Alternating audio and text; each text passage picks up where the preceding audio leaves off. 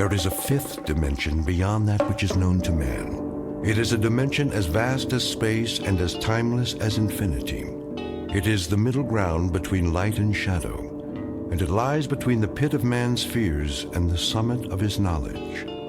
This is the dimension of imagination. It is an area which we call the Twilight Zone.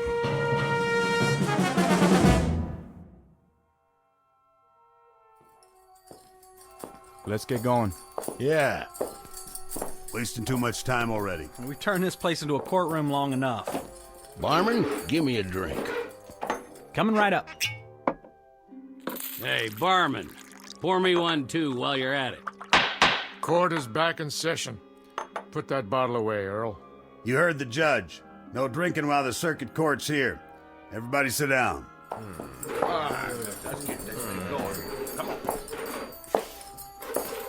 In the case of Joe Caswell, will the defendant stand? He means you. Stand up. I heard him, Sheriff. You don't talk until the judge tells you to. Now then, Joe Caswell, in the shooting of George Bamber's son, Will, you carry a Colt 45, same as the hole in Will Bamber's back, and there was an empty shell in your gun. He was spoiling for a fight. You're a dirty liar. My boy wasn't even armed. If he hadn't have called me out, he'd still be breathing, and I'd be halfway to Cheyenne. Hear that, Judge? Sit down, George. But he admits it. Quiet. This trial is over. Now, seeing as how there were no eyewitnesses, I can't say who started it and who deserved what. But there's no way this is self-defense.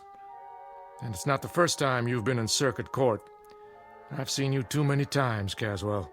Fighting, thieving, drunk and disorderly, running horses off somebody's spread, and most of the time folks end up dead. Too many times, mister. You've had your chance and then some. Well, this is the end of the trail. Do you have anything to say before I pass sentence? I never back down from any man, no matter who he is. Joe Caswell, I hereby find you guilty of murder and sentence you to death by hanging. Such sentence to be carried out at sunup tomorrow. May God have mercy on your soul. Court's adjourned till next month.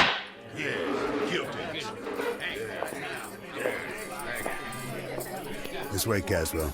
Then I guess I'll just see you in hell, Judge. We'll have a drink on it, you and me. Drink? Yep, I'm mighty thirsty myself. I was here first. No, you weren't. Take your turn, boys. Everybody gets served. Now, who's next?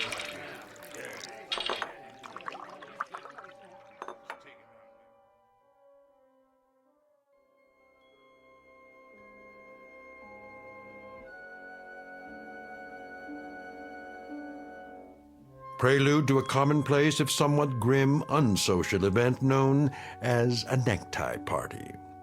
The year is 1880, the guest of dishonor, a cowboy named Joe Caswell, now just a few hours away from a date with a rope. He's headed for a short dance, to be performed several feet off the ground, before moving on to the dark eternity that awaits evil men. Mr. Joe Caswell, who, when the good Lord passed out a conscience, a heart, and a regard for others, must have gone off for a beer and missed his. Mr. Joe Caswell, whose time is about to run out in the Twilight Zone.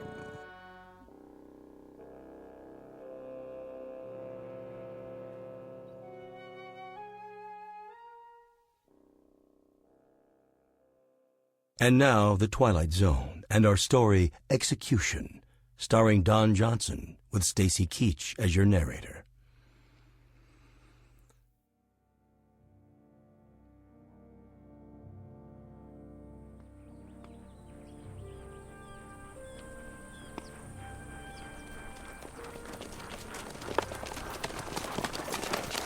This'll do right here. That tree hold him, Sheriff? Sure it will. It ain't that much. Give me the rope, boys. Right here. Throw it over the top branch. Yeah, hold his horse steady.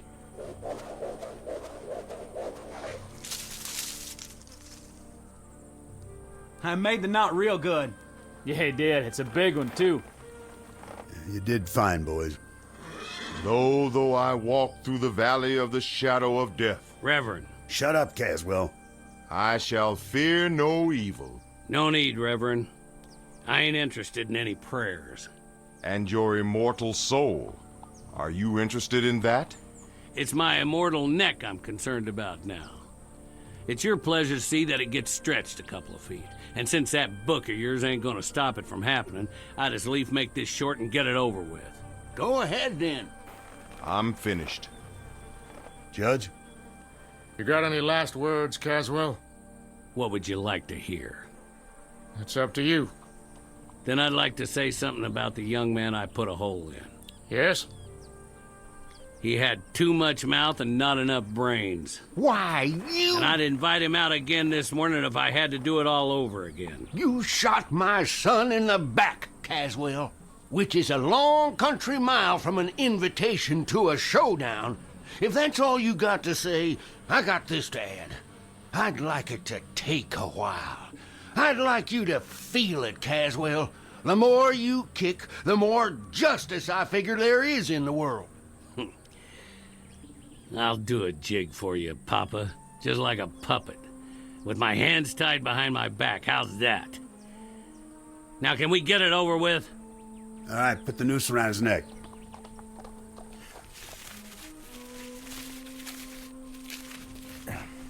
All set.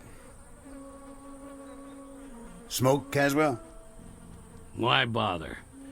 I wouldn't get to finish it anyway. All right, then. That's it. By the authority vested in me... Hurry up! I'll tell you this, Caswell. I've been a judge for 35 years. And the one question that always rests heavy in my gut is whether any human being has the right to condemn another. Maybe this is what should come from God.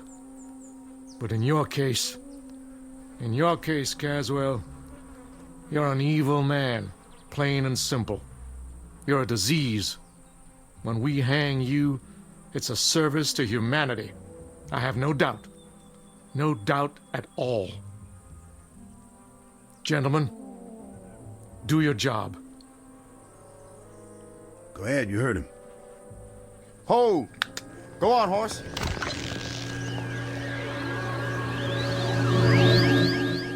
What in the... Where'd he go? He was here, and then, just like that, he... Oh, my dear God. I tied the rope around his neck. It was tight, I swear. I know you did. I saw it. Then where is he? That's a good question. What happened to him?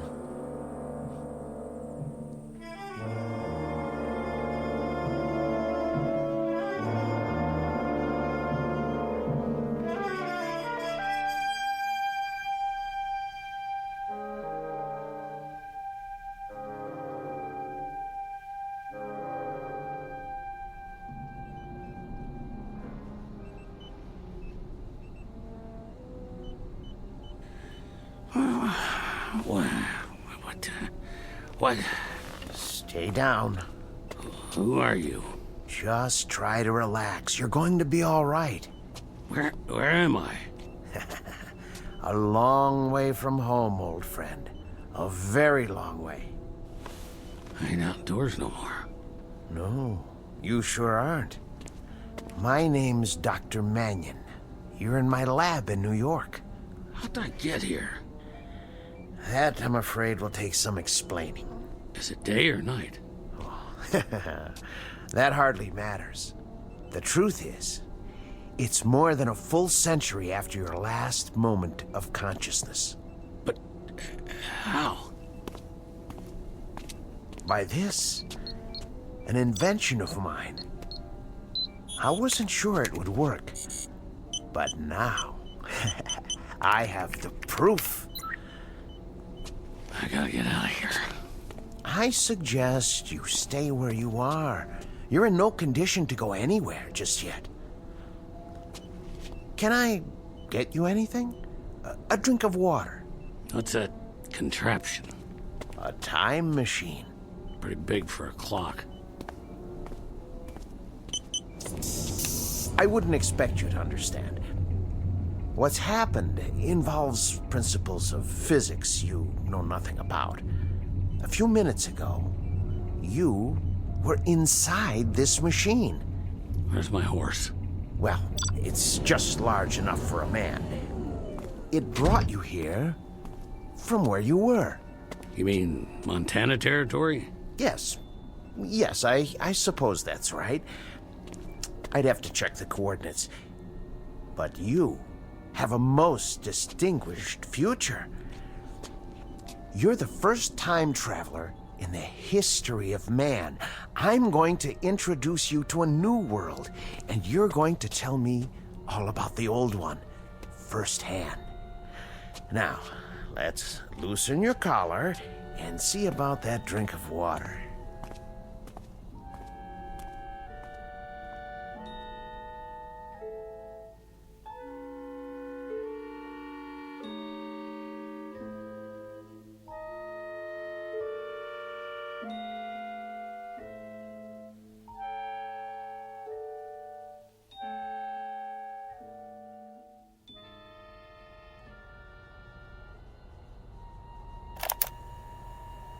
Continuation of the previous entry.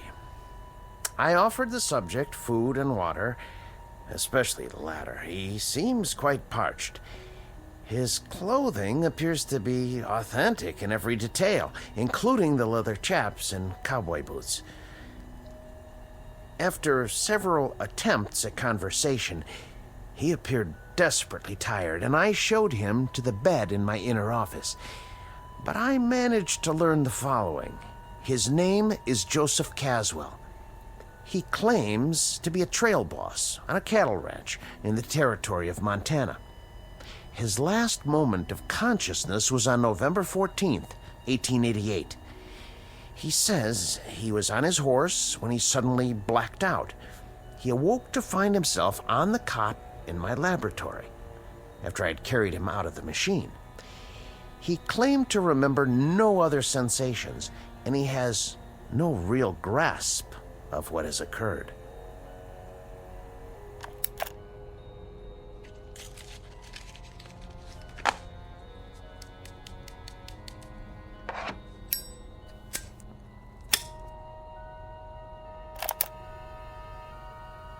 There's one disturbing point. The marks of a rope are etched deeply into his neck. He offers no explanation for this. And I have one other observation, hardly scientific. I don't like his looks. I don't like the face or the eyes or the expression. The overall appearance is disquieting, even disturbing. I can't escape the feeling that I've taken a 19th century primitive and transported him to a modern-day jungle. Heaven help whoever gets in his way. That's all for now.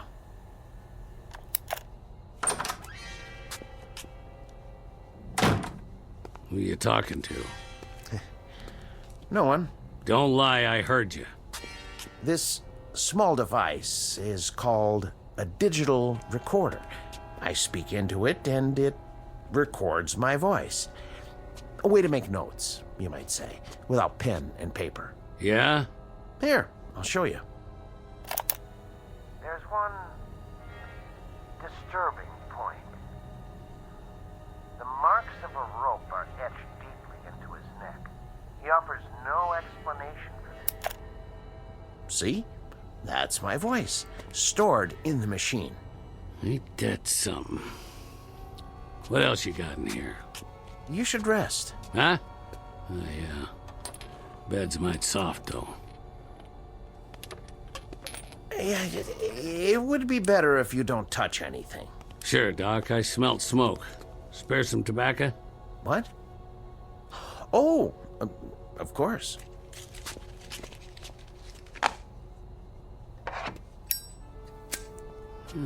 Look at that. Fire right out of the air. Just a cigarette lighter. It's not magic, I assure you. Look. On, off. On, off, huh? Mighty slick. Here, take it. Go on.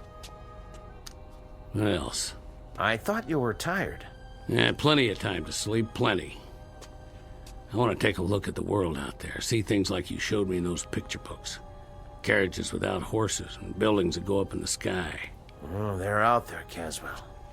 Things you've never seen before. Then let's get to it. No hurry. It'll all take some getting used to. Things you can't imagine. I'm ready. All right. What are you doing? Just pulling the cord on the drapes so you can get a better view. Huh? Ta-da! Now, look out the window. What is that? New York City. Just as I told you. Make the noise stop. Here, settle down. Must be quite a shock for you. Where'd all those lights come from? That is what night looks like now, in the big city. But not everything's changed. Like what? Ideas, Caswell. Concepts like right and wrong. I know about that. Do you? I had a deputy sheriff in Dodge City try to beat the difference into me with a wet rope. I know all about right and wrong. And what about justice, Caswell? What about that? I'm supposed to know about justice? More than most men, probably. Right and wrong, they could try to beat into you, but justice... Those marks came at the end of a rope, didn't they? Don't you worry about my neck. That's where you were when I reached back in time. You were at the end of a rope, weren't you? 6 or 8 feet off the ground, and I got to you in that one fraction of a second before your neck was broken. When you're dangling at the end of a rope, it don't matter whether you're 1 foot off the ground or 100. You're just hanging there. Seems like it ain't ever gonna end. You were hanged because you killed someone, weren't you? A whole territory full of them.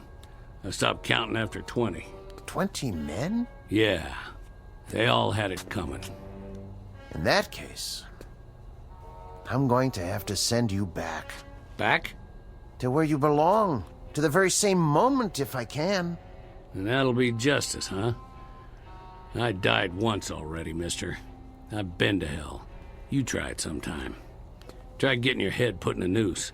And when they run the horse out from under you and that rope pulls you up and you hang there with your feet kicking and your hands tied behind your back and the pain, then you tell me about justice. And the victims you killed, Caswell, those 20 men, they died with no pain? You're just talking words now. Victims and justice and right and wrong. Well, they sound good in a nice warm room on a full stomach. They sound nice and they go down easy. But you try 'em on an ice cold mesa, where another man's bread and another man's jacket are all that's left between you and staying alive. Or try 'em in a dirty town where you gotta walk backwards from morning till night because 10 men got a target picked out between your shoulder blades. And for every one of them, there's a whole lot more with the same idea.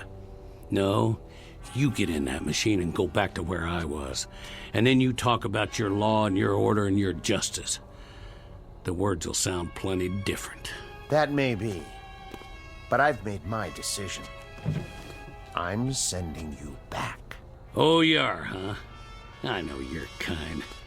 Clean-faced, Johnny-come-lately dandies who'd ride around in trains, rolling nice and easy over the graves of men like me. Stand back. You think I'm scared of a little gun like that? I had me a Colt 45 with a whole lot of notches on the grip. Get in that machine now. You don't tell me what to do. I hate your kind. I'm warning you. Yeah? Well, I'll do more than that.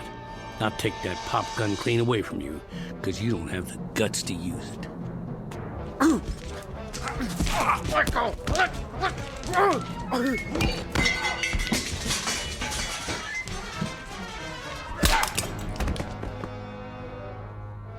Don't you ever draw on me.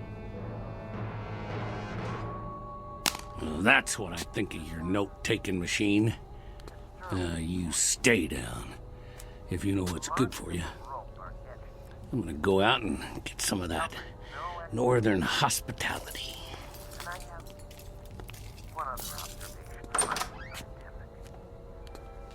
I don't like his looks. I don't like the face or the eyes or the expression. The overall appearance is disquieting, even disturbing. I can't escape the feeling that I've taken a 19th century primitive and transported him to a modern day jungle. Heaven help whoever gets in his way.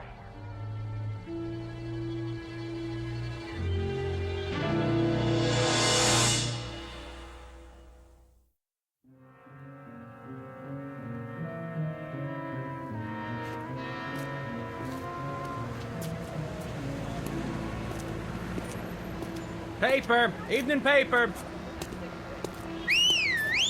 Hey, cab! I need a cab. Get your Franks here! Hot pretzels! Too much noise. Look at that guy. Who does he think he is? Hey, man, nice costume. Get out of my way. Who are you, a drugstore cowboy? Hey, move it, pal. Look at his eyes. What's wrong with him? Another crazy. I gotta get away.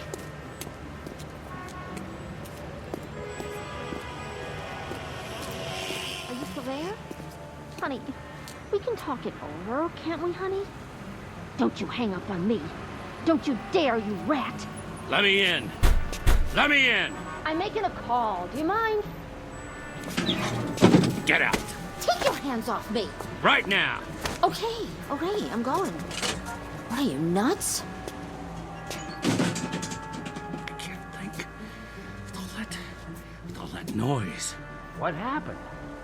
That man, he threw me out of the phone booth. He looks dangerous. I'm calling the cops. Stop it. Stop it! There was an overtime on your call. Please deposit 25 cents. Who's talking to me? Who's talking to me? Where are you? Please deposit an additional 25 cents. Shut up! Shut up! Let me out! Hey, that guy wrecked the phone booth. That's vandalism. Grab him. Not me. Somebody get the police. Out of my way.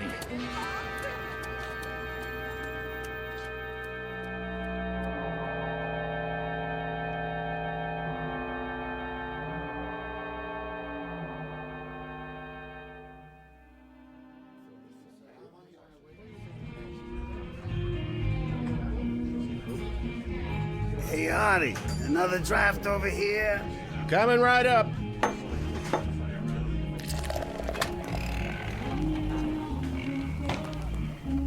Hey there, cowboy. You from the village people? What'll it be, pal? Make it stop. Something wrong? Too much noise. Too much noise. You mean the music? Whoa, now. Hey, what are you doing? Put the gun away. I said, make it stop! Something tells me we better get going. Excuse me, Artie. We need some fresh air. Yeah, that's it. Gonna be an expensive evening, pal. What? That'll cost, you know. Plenty. It was too loud. Hey, look, buddy, I don't want any trouble. But if you don't pay for it, I'm gonna have to. It's worth a bundle, too, so... Whatever cash you got on you, you know, a credit card. No checks, though. Give me a drink. Hey, easy, pal. Right now. Sure. You want the bottle? Here you go. Something wrong? No, nothing, pal, not a thing. Good. With that gun sitting there, you could tell me it was high noon on the 4th of July, and we were fishing for whales off a canoe, and I'd say you was right as rain. How's a whiskey? I can give you the good stuff if you want. What is that thing? That thing? In the corner. Where'd the music come from? It's a jukebox. Just a plain old jukebox. You been in stir, buddy? Sir? Up the river. What river? The big house. Jail? Yeah, I've been in jail lots of times. Matter of fact. But I got out. You sure did. This last time, though. I'm trying to remember. Well, you take your time now. There's no pressure. Matter of fact, why don't you just mosey on out? Have yourself a nice hot bath. You got baths? Not here, but you can get one almost anywhere. Try the Carlton Arms. Rooms don't cost much. I just need sleep. That's what I need. There you go. Some quiet and some shut-eye. Sure, I understand. It's crazy out there. That it is. All those things running around. Which things is that now? With the wheels, carriages with no horses. You mean cars? They make all that noise. Worse than a herd of cattle. There's too many of them nowadays, that's for sure. It's like thunder all the time, and lights everywhere you look going on and off, and... Well, that's life in a big city. You know what you ought to do. Move out of Manhattan. Go on upstate, in the country, where you can get some peace. Yeah. Catch a train. Like to do that myself one of these days. Where's the station? Well, you can go out of Penn or Grand Central, but first, take my advice. Get some sack time. Have yourself a good night's sleep. Things will look better in the morning. I already tried that. Take a bottle with you. On the house. Take two. It'll help you sleep. Go on now. Carry these home and... What's that? Where? On the wall. Just a flat-screen TV. You know what that is, don't you? Looks like a window. Yeah. That's what it is. A window. You can see whatever you like. Take your pick. Got all kinds of channels. Here, I'll give you a demonstration. What do you want to watch? You like this show? Well, it's okay by me. I'll turn it up for you. Not too loud. All right, hombre. I'm giving you a chance to draw. You better make your move. Missed. What'd you do that for? He drew first. All right, cowboy, that's it. You gotta pay me for the TV, too. Police! Police!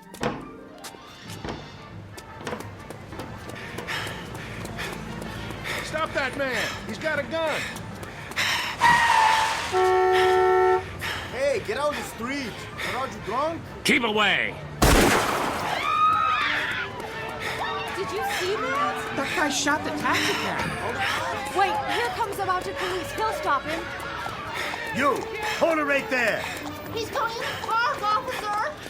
I said hold! Leave me be. Hold up. Put your hands in the air. I was just trying to get him. You're not going anywhere. Hands where I can see him. This is Hendricks. I need backup. Central Park West. You the sheriff? Yeah, that's right, partner. Spread them. You ain't taking me in. Your hands behind your back. Not this time. Put your hands behind your back. Put away. Stop. Don't resist arrest. Easy, horse. This place is worse than Montana territory. Let's go. Get up.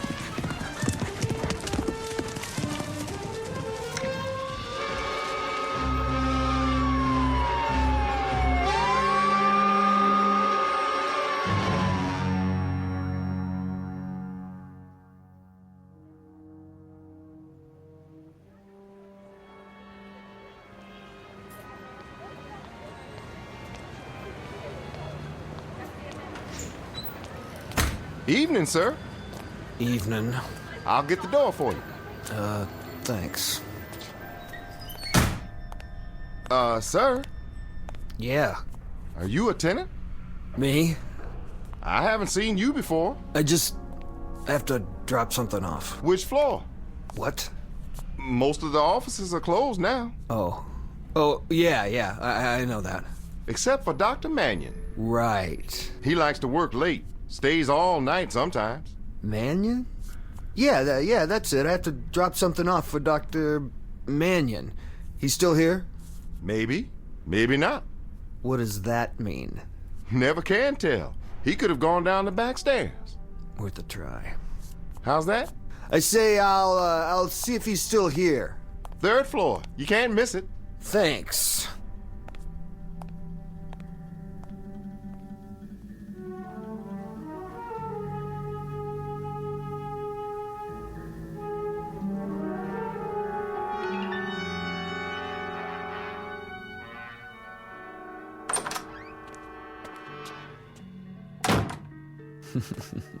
Yeah, worth a try, all right. Didn't even lock his door.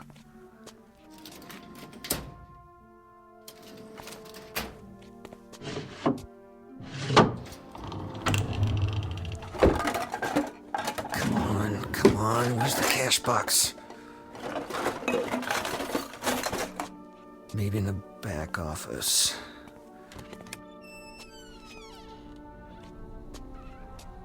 Gotta be a wall safe somewhere.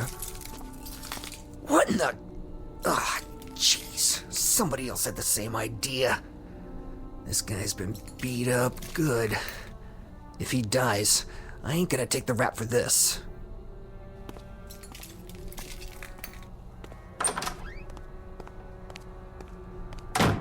Doc. Hey, Doc. Doc, wake up. You gotta help me. I can't make it here. Just move away from the body, cowboy. Who are you? Me? Who are you? Buffalo Bill?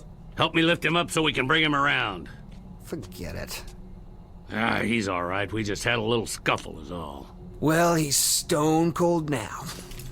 Doc. Hey, Doc. I told you, forget it. What are you doing here? I thought the place was empty. What do you want? Same thing as you. I'm gonna help myself to whatever I can. But it looks like you got here before me. With the place being dark, I figured I'd be all alone. You checked the desk, did you? Get out. My, what big muscles you have. I'm shivering in my boots. Get out, I said. Not so fast. What's that? What's it look like? You'd pull on me? If I feel like it. What are you gonna do about it? Well, how about this? I'm waiting. What you got there? Cat pistol? No more shells. Now, as I was saying, I don't expect he keeps much cash in here, but he must have a safe. You know where it is? I asked you a question, cowboy. So, what's all this on the wall? Some kind of electrical stuff. He's a doctor. Oh yeah? That means he's rolling in dough. I told you to get out. All right, you asked for it. Missed. Shouldn't draw a gun unless you know how to use it.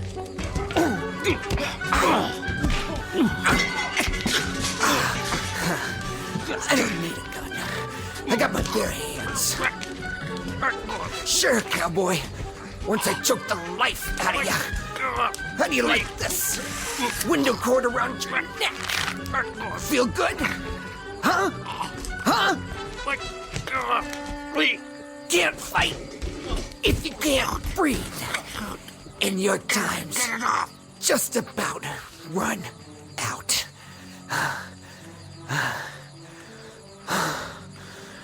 Sweet dreams, cowboy. Now, get my gun. Go down the back stairs. Wait a minute. Didn't see that. What's in there? Some kind of secret chamber. Maybe that's where he keeps his dough.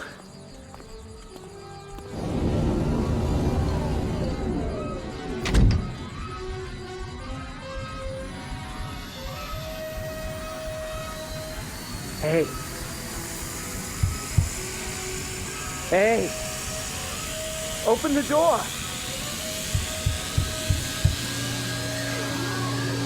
Open the door.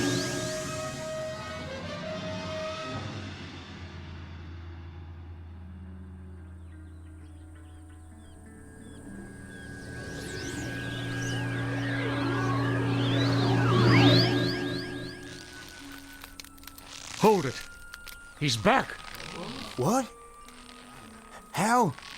That's not him. No, it's not. Then who? Cut him down. Hurry up, cut him down. I got it, Sheriff. Help him. Yes, sir. Here, use my knife. Let him down easy. It don't matter now, his neck's broke. But that ain't Joe Caswell. No, sir. Sure ain't the man we hanged. Then, who is it? Look at his clothes. What kind of clothes are they? I don't know. Some kind of city get-up. Fancy shoes and all. Then who is he? It's not Caswell, Reverend. It's a stranger. Someone I've never seen before. Me neither. I put the noose around his neck myself. Around Caswell's neck. I don't know who this is. What kind of devil's work is this? I don't know if it is the devil's work. Did we hang an innocent man, then? I hope not. I pray to God not. Amen. Put the body across one of the horses. We'll take him back to town for now. Yes, sir.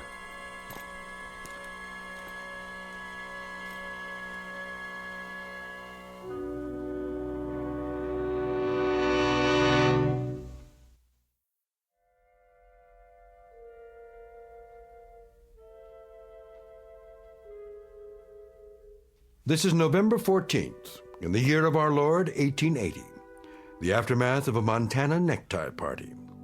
The victim's name? Paul Johnson, a minor league criminal from the city of New York and the taker of another human life. No comment on his peculiar death save this: justice can span years, and there's no statute of limitations on retribution. It can happen in an instant or across centuries, which is really the same thing in the Twilight Zone.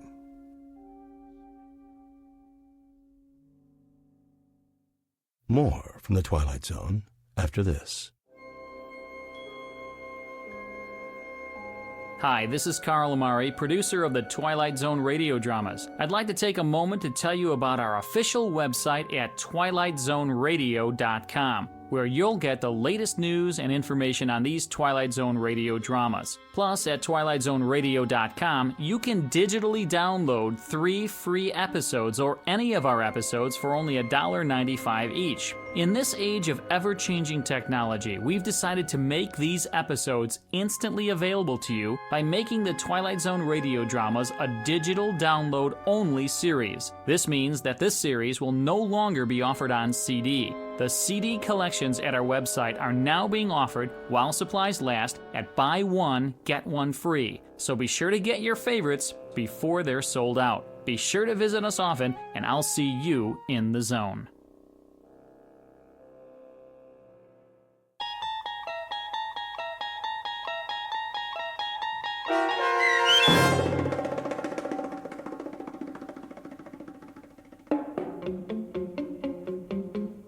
Execution, starring Don Johnson with Stacy Keach as your narrator, was adapted for radio by Dennis Etchison and written for The Twilight Zone by Rod Serling, based on a story by George Clayton Johnson. Heard in the cast were Joby Cerny, Terry Berner, David Darlow, Norm Waddell, Richard Hensel, Rick Arthur, Rick Peoples, Brandon Els, Oksana Fedanushin, DJ Howard, Sarah Court, Carl Amari, and Karen Anglin. The producers of The Twilight Zone wish to thank CBS Enterprises and the Rod Serling Estate for making this series possible. This copyrighted radio series is produced and directed by Carl Amari for Falcon Picture Group and Westwood One.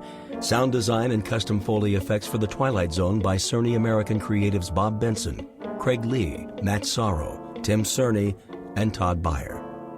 To learn more about the Twilight Zone radio dramas and to contact us, visit our official website at twilightzoneradio.com. Doug James speaking.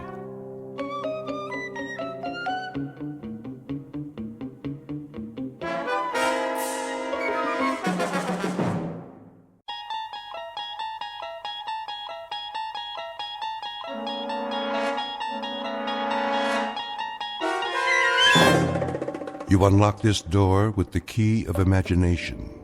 Beyond it is another dimension, a dimension of sound, a dimension of sight, a dimension of mind. You're moving into a land of both shadow and substance, of things and ideas.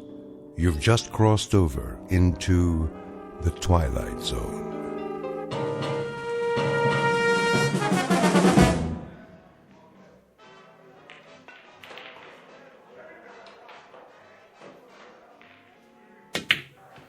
Oh, tough luck, mister. Yeah, I thought I could make that one easy. Yeah, I thought so too. Well, I guess I didn't leave you much. Well, let's see. Face it, you don't have a shot. It looks like you're gonna snooker yourself. Well, you never can tell. 8 ball, corner pocket. Lots of luck. Like I said, 8 ball, in the corner. Hey, how'd you do that? Ah, just lucky, I guess. Luck, nothing. That was some shot. Been practicing. Guess it finally paid off. Yeah. You win. Here's your $5. One more game? Double or nothing? Hey, you wouldn't be hustling me, would you? Do I look like a hustler? I'm not sure. Oh, come on. Me? See, I just play on my lunch hour, whatever town I'm in. Relaxation. Oh, me too. Strictly for laughs. So how about it? I don't know. Flip to see who breaks? That's all right. You go ahead. Yeah? Sure. Well, okay. Double or nothing. Go on. Sink as many as you can. Make it hard for me. No money on the table. Oh, yeah. Okay, Pops. You know I don't allow gambling in here. We're just having a friendly little game. Jesse, why don't you give it a rest? Now, he do this a lot? Every day is all he lives for, this one. So he is a hustler. What are you talking about? Tell him, Pops. I never hustled anybody. Not for money, for pride.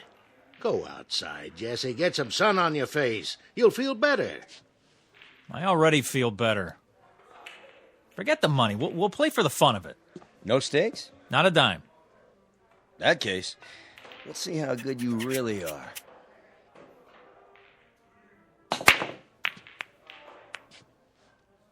Nice break. Of course, I didn't sink any, but that's my advantage. Yeah? Too many balls on the table. It doesn't leave you a shot. Watch me.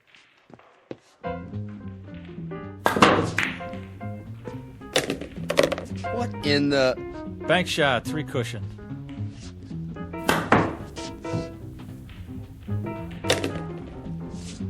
Curveball.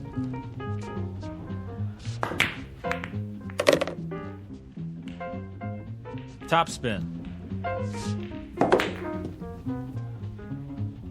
Little English.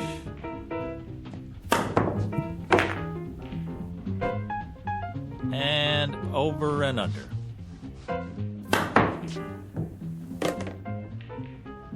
Now, my favorite shot.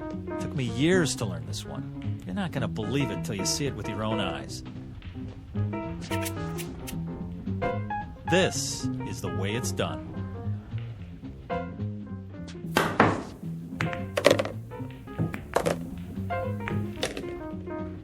Pretty good. Pretty good? You kidding? Nobody ever made a shot like that in the history of the world. Yeah, it's not bad, I'll give you that. But you're no Fats Brown or anything. What? Put your glasses on. It was impossible, but I made it. Yeah, sure. Keep practicing. You'll get there. Hey, here's for the beer, Pops. See you around. Okay, thanks. What are you talking about? Keep practicing. I made it. Jesse. Just enough Hey. English, the right draw, perfect position. Settle down. Perfect. Easy, Jesse. That's all I ever hear. Fats Brown. Well, I'm sick of it. I'm sick of hearing his name. Jesse, relax. You got company. Hi, Jesse. Jesse, you are a lucky man. Rita, what are you doing here? I thought we had a date. Oh, that's tomorrow night. Thursday night. Tonight is Thursday night. What? Oh, I guess I lost track of time. I'm sorry. I was supposed to pick you up at 8 o'clock. 7. 7. It's 9. Wow. Wow.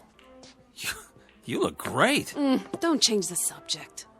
But I did get dressed up special just for you. Well, we can still go out. It's pretty late for dinner. Well, how about if we go out for a drink? Or a movie? How did you forget about our date? Yeah, how did you do that, Jesse? I was shooting pool, and I guess I just lost track of the time. Uh-huh. The guy I was playing started baiting me, saying, I'm no Fats Brown, I'm no Fats Brown. Can you believe that? How could I not be better than a guy who's been dead for 15 years? When it comes to dating, it's a draw, Jesse. Okay, I deserved that. Look, I'm sorry. I'll make it up to you. Come on, let's get out of here. Why not? There's nobody left to hustle. Right, kid? You bet, Pops. I beat them all. Fats might have been good in his day, but this is my day. I'm Jesse Carter, the best pool cue on Randolph Street, the best player ever. Maybe. Too bad Fats is dead. Now, you'll never know for sure. I know, and it's killing me. I would have given anything to play him.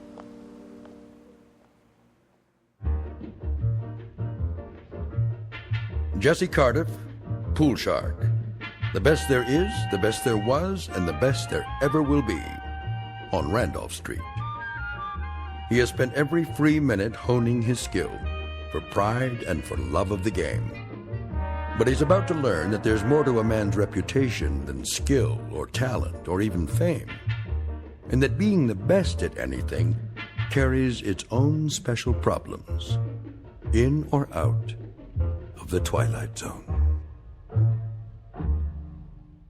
And now, The Twilight Zone and our story, A Game of Pool, starring Wade Williams with Stacy Keach as your narrator.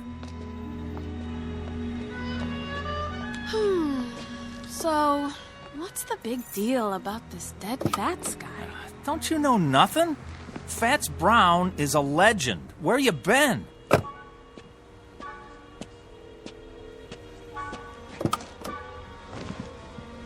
Most people say he's the best ever. Then he must be. No, not really. Because most people never saw me play. I'm better. Is pool all you think about? Well, what else is there? Look, if you want to be the best at something, it's got to be your life, right? Where do I fit into your life, champ? Oh, you are right there. I work you in whenever I can. You got to understand something, baby. Pool takes a lot of concentration. Well then, I got a great idea. What? I want you to stay here. Yeah? Then concentrate Oh. on losing my phone number. Oh, Rita, don't be mad. Rita, where you going? Come on. Look, Rita, please stop. Get lost. Let me explain. What? Look, I would give anything to play Fats Brown just once. Is that so wrong? Yes. But for your own sick, self-centered ego, I hope you get your wish. Oh, Rita, come on, give me a break. I just want to beat the best. What's wrong with that? Fats, dead and buried in the ground. I'd give anything to play him one time. I could beat him cold, I know it. I'd show him who's the best.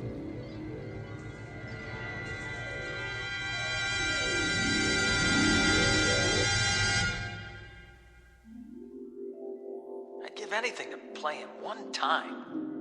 One time. One time. One time.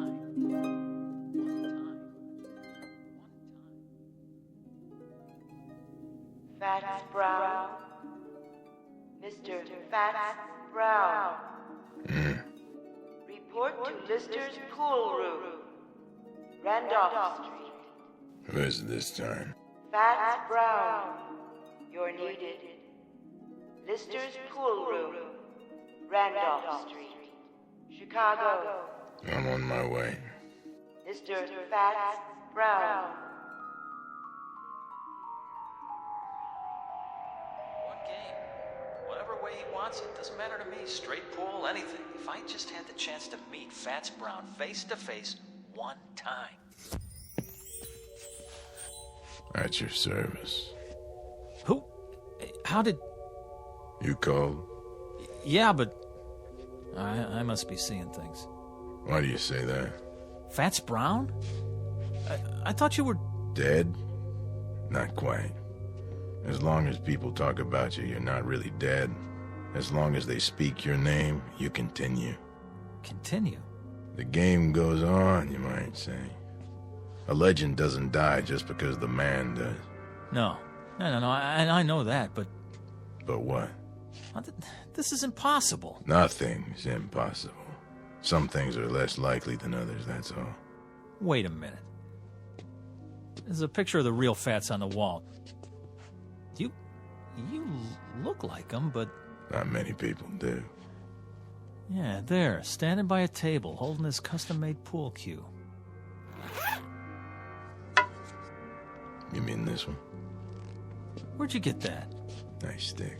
Good balance. I had it made to order. Wait a minute, let me get a look at the face. The chin, the nose... Not one of my better pictures. It isn't a rib. I mean, you're him. You're... James Howard Brown, known to my friends as Fats. I know it's a shock, but then you called me, I didn't call you. Well, I didn't mean to... I mean, that is, I was just trying to... To what? I don't know. I was just saying if I could prove... It was big talk. Is that it? Well, no, not exactly. Talk is cheap. I know the type. You like to play with fire, but you don't like to cook. You're not really as good as you claim to be, and you know it. Hey. Deep down, you know you're second rate. Now, hold on. Are you afraid? Well, why would I be? Look, I've come a long way, boy. I don't like to be fooled with. I've met your kind before. A little skill, a little knack, some style. But when the heat's on, you fold. That isn't fair. You've never seen me play. Maybe not, but I've seen plenty like you. You have, huh? How do you know I can't beat you? How does anyone know anything? We learn to read the signs. Well, take another look. It's possible, isn't it? That's not the point. It's a matter of what's likely. But it is possible. Sure, it's possible. Things change. Records get higher. Once upon a time, nobody could run the 4-minute mile. But people get better. Then you admit it. Yes, it's possible you could beat me. But the only way you'll do it is with a pool cue. You'll never get the job done with your mouth. All right, fat boy. Dead or alive, I'll tell you something. Maybe you are some kind of a legend, a tin god, but you know what you are to me? A big balloon, just waiting for someone to stick a needle in you. Well, I'm the someone, and here's the needle. Where? My pool cue. Oh, it'll get the job done, don't you worry. You're like all the other legends.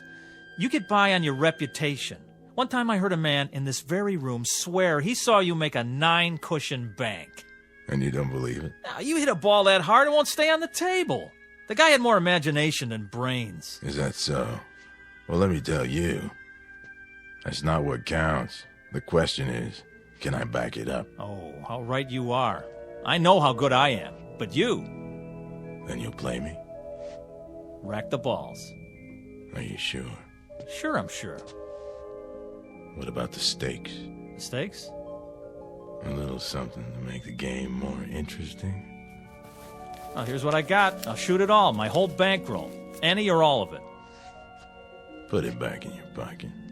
Why? My money not good enough for you? Come on, use your wits, boy. What good is money to me? Then what? Something to make the long journey worth my while. Name it. You said you'd give anything for a game with me. Anything?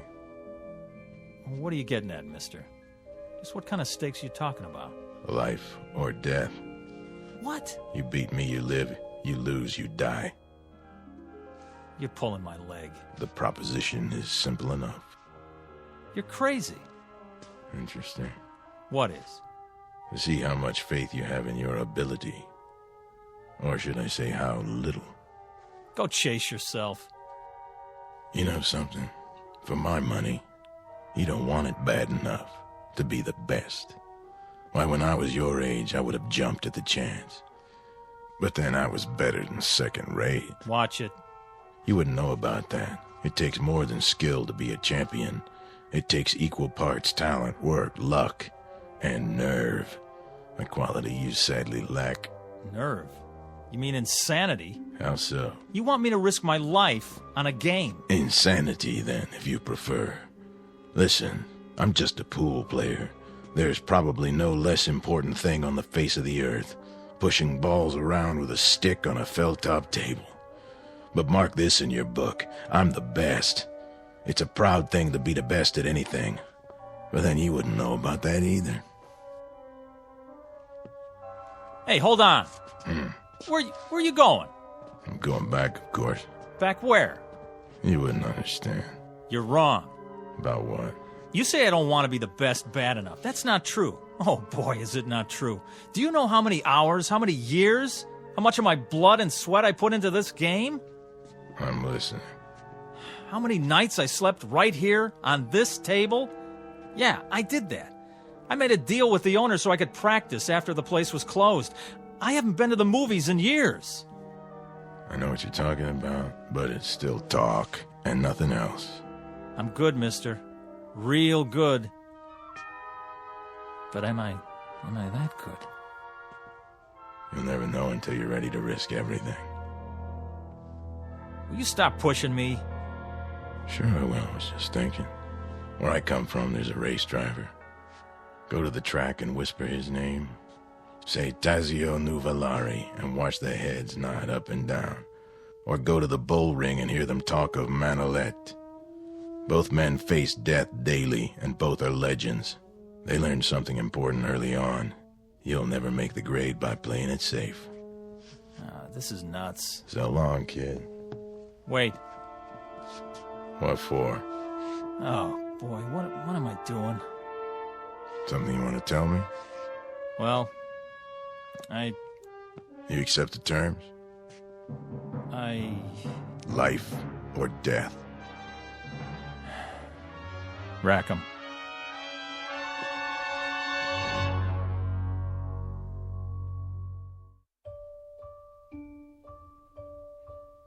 Just so you understand, once we start the game, there's no turning back.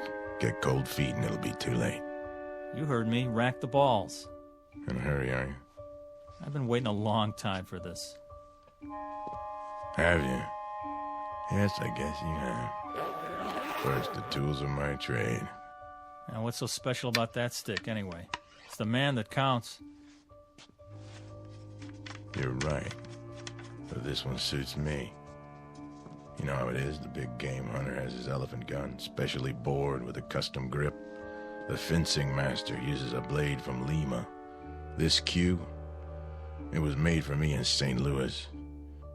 It cost $600 back then, and I made a living from it for 35 years. It never let me down. Well, there's a first time for everything. Yes, I guess there is. The question is, what's the most likely outcome? Look, if you're not going to rack them, I will.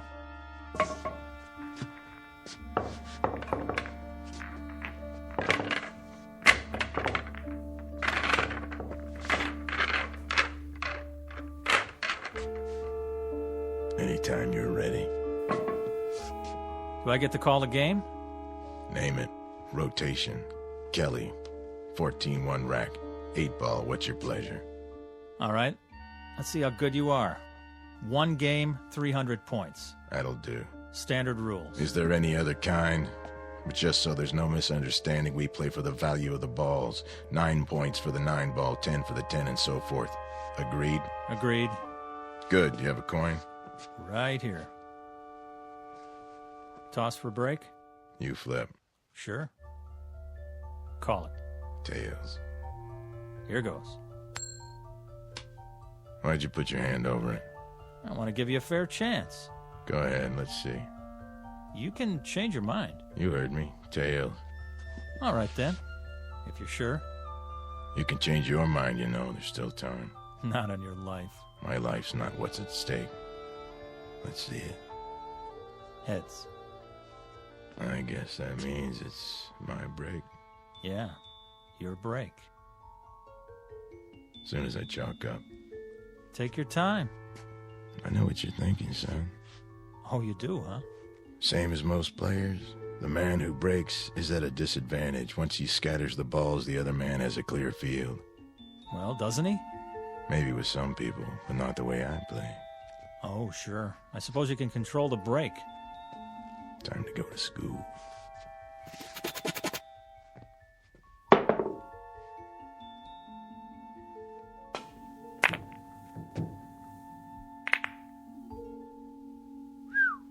Wow. 2 balls into the rail, back to where they were. Exactly. No advantage given. That's a perfect break, all right. Mm-hmm. I bet it took you years to learn that. Oh, it did, but not the way you think. What do you mean?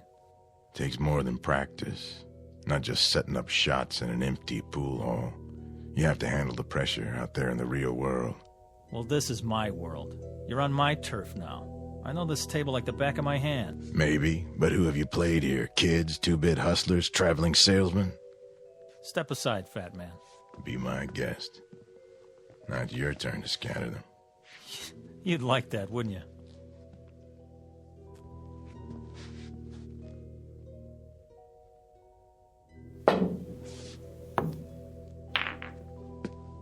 And safety. Playing it close to the vest, aren't you? That's what you call strategy. What are you going to do now? I'll try to think of something. There's always a power break. Yeah. But if nothing falls, you leave me wide open. And if I sink one, you're really in trouble.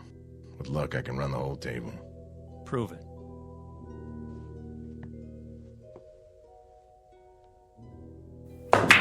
Keep your eye on the 15 ball. It's not going in. Funny thing, I was thinking it is. Corner pocket. Think again. Oh, well, quite a few balls around the 1. Looks like you're sewed up. Yeah. If you don't connect, it'll cost you.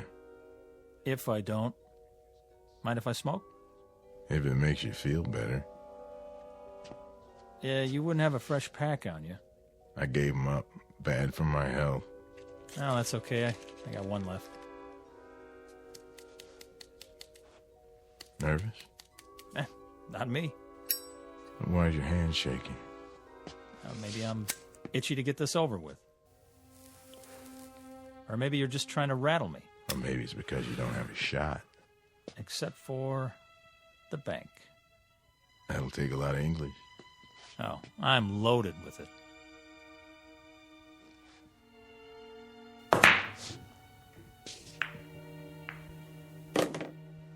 So you are.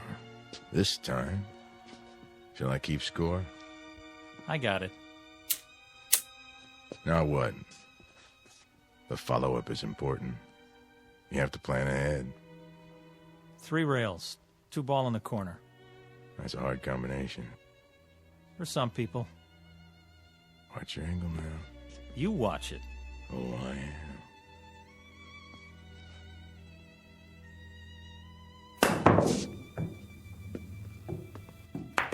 How about that, fat boy? Not too shabby. It was great. In some places. You know what? You're like all the others. Always trying to bring me down. Well, why would I do that? When I was a kid, there were plenty of guys like you. Guys who were good at things like music and basketball and arithmetic. They'd do anything they could to make me feel about an inch tall.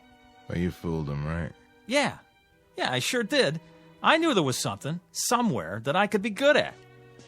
One day, I was about 16. I wandered in here. It was cool and dark, like being underwater, you know? Yeah, I know. So I kept coming back. I used to stand around and watch them play. Got to know the place, till I felt relaxed. One day I picked up a stick and asked this old man. He was sitting right over there. I said, "You want to play, mister?" "Why not?" he said. And I beat him. That was when I knew I had an eye for the game. 3 ball. Go in. An eye, huh? What happened to it? Well, I almost made it. My turn. 3 ball.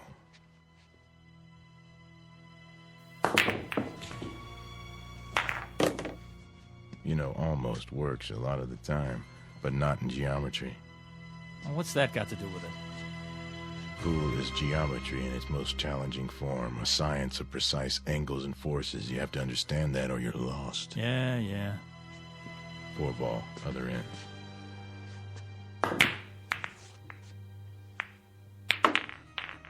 Lucky shot. Luck had nothing to do with it. 5 in the side. Angles, forces, big deal. Now who's sewed up, huh? I'll admit, it doesn't look good.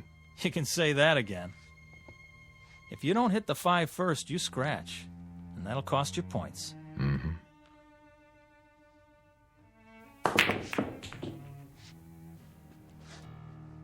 Your shot. Oh, man, is it. 5 ball.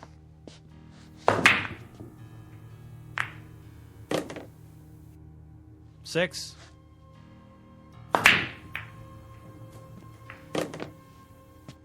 Seven.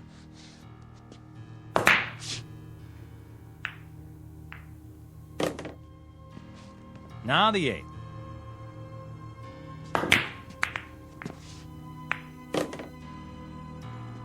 Nine in the side. 10.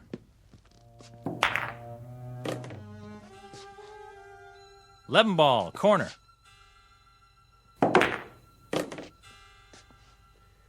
I have 59 points. You have 7. The game still has braces on its teeth. Rack 'em up.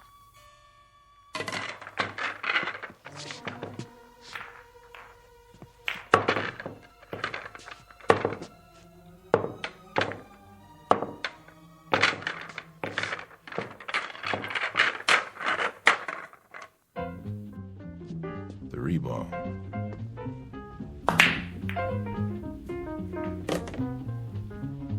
Four in the side pocket.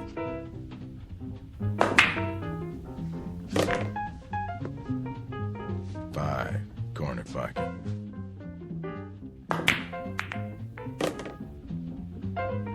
Nine in the side.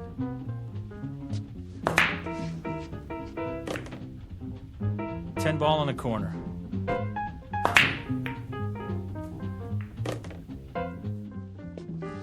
$11.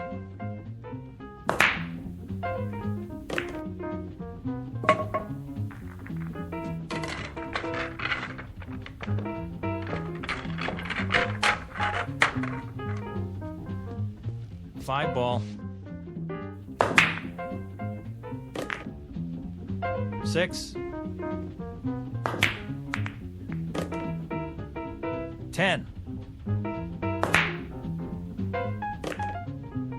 15 ball.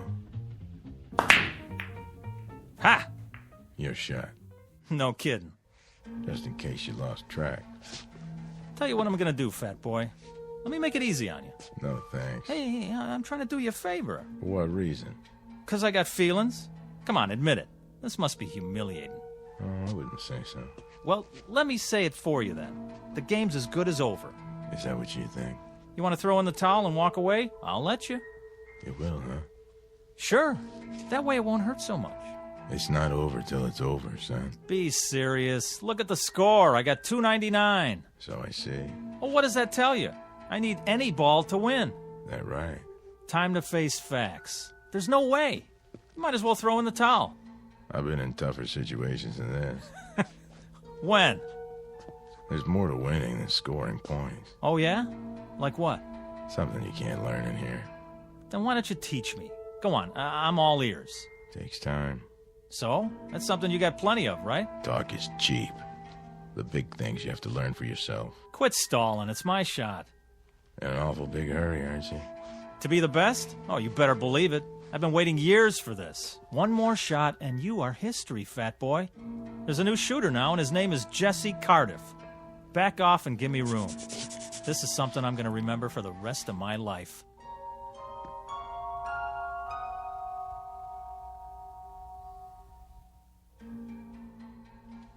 Don't let me hold you up. Oh, I won't, I promise.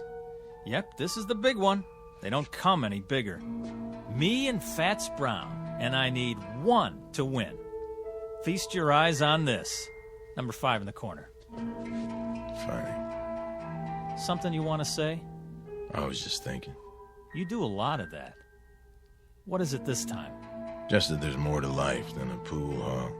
No kidding. It isn't right you being cooped up in here all the time. You're all hard, Fats.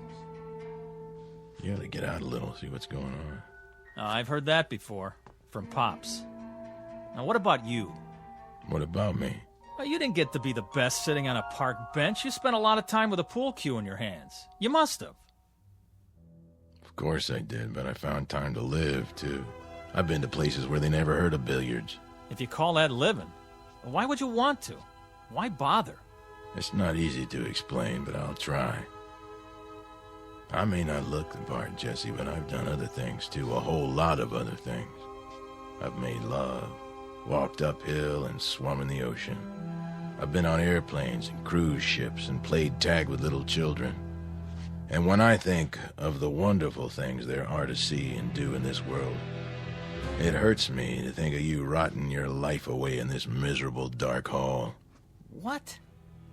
Oh, I get it. Nice try. What's this, you don't believe me? Doesn't matter whether I do or not. You're trying to distract me, so I won't make my shot. Am I? That's a lousy thing to do. But it won't work. 5, corner pocket. Hey, what are you doing? Doing? Oh, you mean the coin. Sorry, it's an old habit of mine. Take your hand out of your pocket. Sure, if you like. Now don't say another word, just for a minute. This is the easiest shot I ever saw. There's no way I can mess it up. Nobody could. I'm in no hurry. Good. Take your time. I will. And I'll stand over here and just give you all the room you want. You do that. Enough with the chalk already. What? Oh, sorry. You're not even going to get to shoot again. I'm making this shot, and there's nothing you can do to stop me. No doubt. You did that. Did what? You dropped the chalk. Then I better pick it up. My shot. But... That one right there. In the side. Oh, I don't believe it. Look at you. A little gamesmanship, a little pressure to put some fun in the game, and you come apart at the seams. You cheated. I did? How so? Well, you... Kid stuff to make you break your concentration and shoot wild didn't take much. You know, if you ask me, that's pretty low down. Some places they break a guy's thumbs for that. Not here. Game ball. Oh, one more thing. If you want to concede now and save yourself the embarrassment. Take your shot. It's not over till it's over. Right. Even when it's just a formality. Last ball. Corner pocket. Choke. You wouldn't be trying to distract me, would you?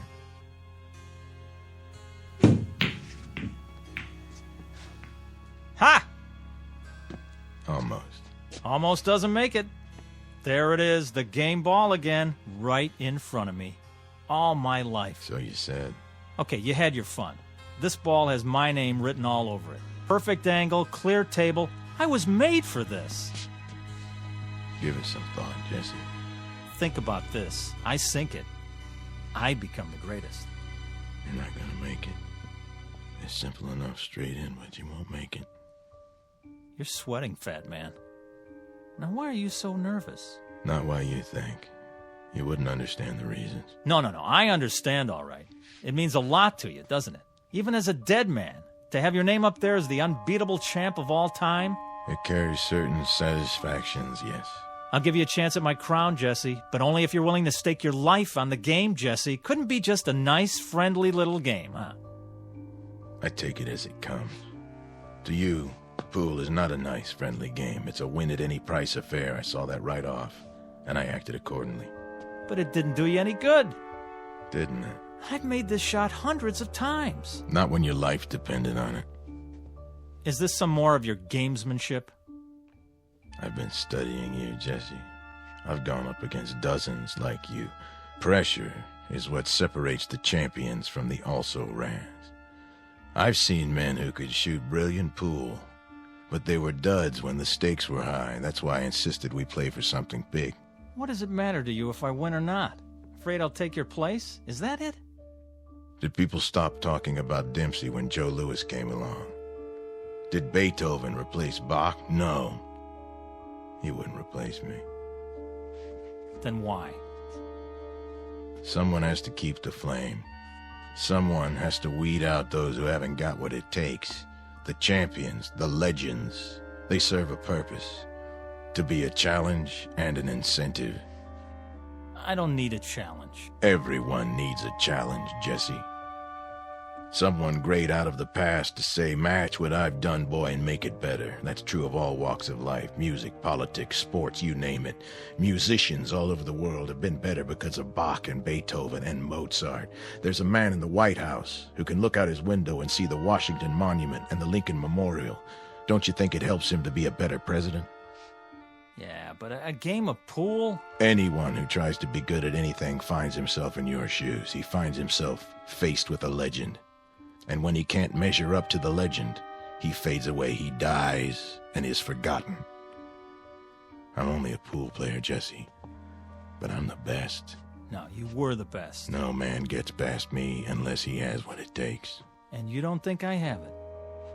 There's still one ball on the table, and it's taken you a mighty long time to get at it. You wouldn't believe this, Jesse, but personally, I'd like to see you win. Yeah. Yeah, I've only been doing my job.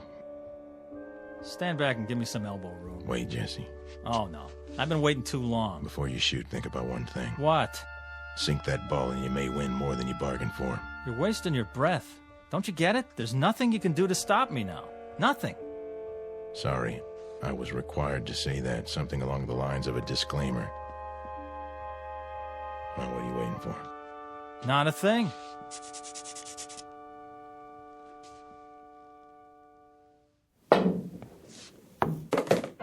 Ha! Win more than I bargained for, huh? Is that what you said? Well, it's over. I beat you. Looks like you did. Now I'm the best. I'm the best at something. So you are. You had to prove yourself under pressure, and you passed the test. Well, aren't you going to congratulate me? I'm not sure that's in order. Thanks. What do you mean, thanks? I beat you. I'm going to live. Of course you are. Those were the stakes. You'll live forever. Then why thank me, fat boy? You'll find out when the time comes for you to leave Randolph Street. You're a sore loser, that's all. I beat you fair and square. Yeah. You saw it. I beat the king of the hill, Fats Brown himself. So long, kid. Thanks for the game. Me, Jesse Cardiff. Now I'm the best. And I'm going to stay the best, because nobody's ever going to take it away from me. Not ever. From now on, it's me, Jesse Cardiff. You hear that, world? Jesse Cardiff. Jesse Cardiff. Jesse Cardiff. Jesse Cardiff. Jesse Cardiff. Jesse Cardiff. Jesse Cardiff. Jesse Cardiff. Yeah. Report at once to Mason's Pool Hall, Sandusky, Ohio. Mr. Jesse Cardiff. You're needed. Yeah, I'm on my way.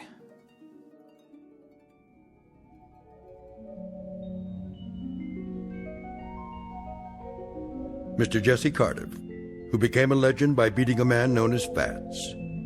But many years later, after his funeral, he found out that being the best at anything carries with it a special obligation to keep on proving it. Mr. Fats Brown, on the other hand, having relinquished his champion's medal, has gone fishing. These are the ground rules on Earth and in the Twilight Zone.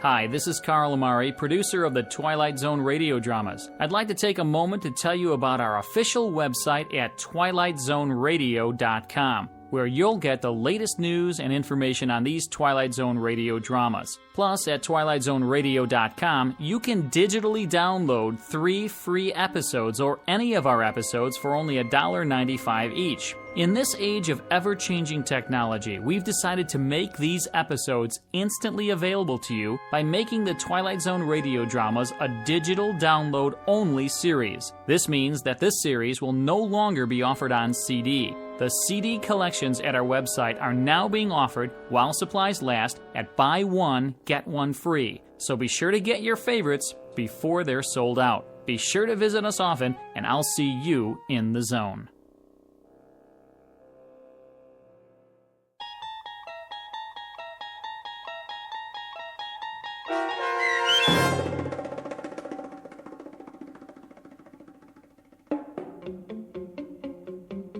A Game of Pool, starring Wade Williams with Stacy Keach as your narrator, was adapted for radio by Dennis Etchison and Joby Cerny, and written for The Twilight Zone by George Clayton Johnson. Heard in the cast were Craig Brawley, Doug James, Roderick Peoples, Sandra Delgado, and Linda Ryder.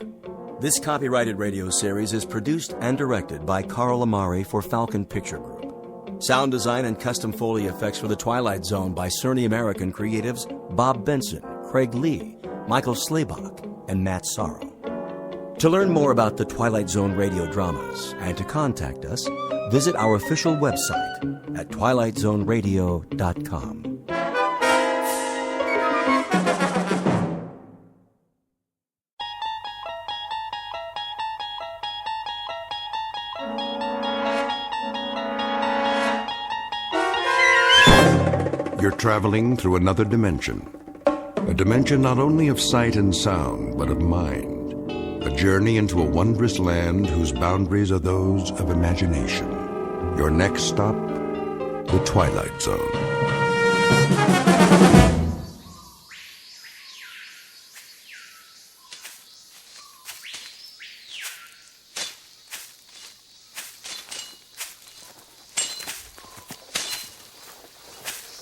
Go on.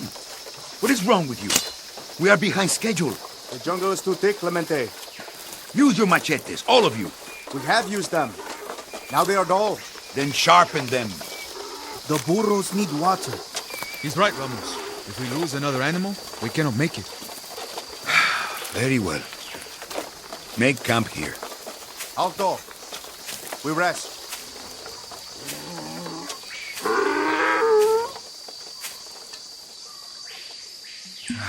How much longer, Alessandro? A few more days, perhaps a week. If this is the right way to the capital. What? You have the map. What does it say? We are here by the mountains. We should go around, through the lowlands. No, that is too far. We must strike the Cruz now, before his army comes looking for us. Don't worry, Ramos. We are not worth hunting. You say that to me? I speak the truth. Look around. What do you see? Men of destiny. Oh? And how many are we today? The campesinos support us. They give us food, shelter. That is because we are the ones who march. We are the point of the spear. When we strike, they will follow. But only if we succeed. The jungle is full of rebels. They will come out of their caves to join us. First, we must survive. The way through the mountains is difficult. Cristo and Tamar are loyal. And Garcia. And what of the others? If they go back to their wives, we are alone. A teacher and a dreamer. Your words are strange to my ears, Javier. As if they come from a woman. Politics is more than a cause, my friend. It is a strategy. When a bridge is weak, it must fall. Remember the history of our land. The earth is ripe with the blood of other rebellions. We will not fail. There is no shame in it. We can take up arms again when the time is right. This is our moment. Not this year, Ramos. And perhaps not next year either. That is still too soon. But sooner or later, the crops will fail. The people will rise up, and we will show them the way. Now, their bellies are full from the harvest. They are not ready. Listen to your fear. You yourself taught me that the people rally behind a leader. A brave leader who knows no fear. Only a fool is without fear. I am not a fool. I am a man. More will come. They will leave their villages and march with us, 10,000 strong. The Cruz's guard will not fire on us. They are our brothers. And how many brothers do we have here? 11? 12? Turn back now, my friend, before it is too late. Too late? Hear me well, because this, I swear, 1 week from now, we take the capital.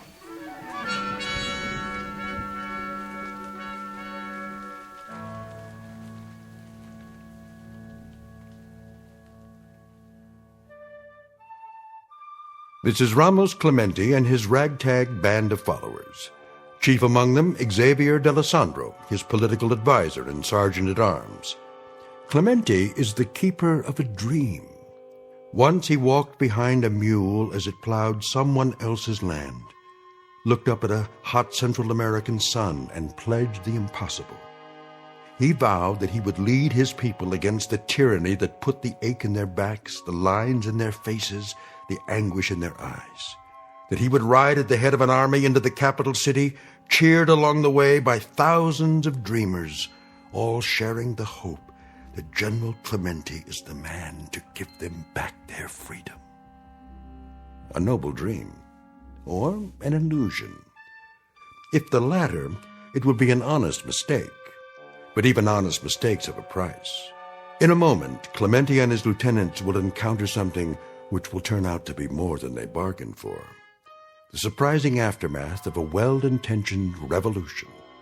They will discover the startling truth as reflected in a very strange mirror, one that was handmade just for them, in the Twilight Zone. And now, The Twilight Zone, and our story, The Mirror, starring Tony Plana, with Stacy Keach as your narrator.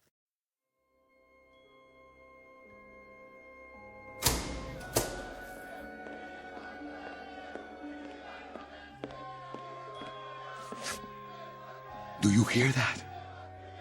See me, General. They are calling for you. They are. They are. Let them see you, Clemente. Yes, from the balcony. Perhaps I should. Just for a minute.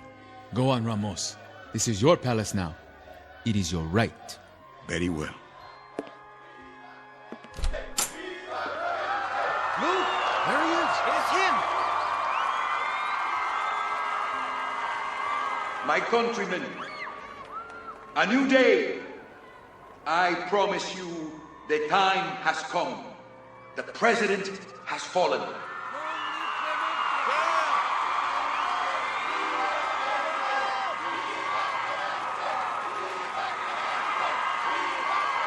Go home to your families now and make ready for tomorrow. You shall have peace, justice, and equality.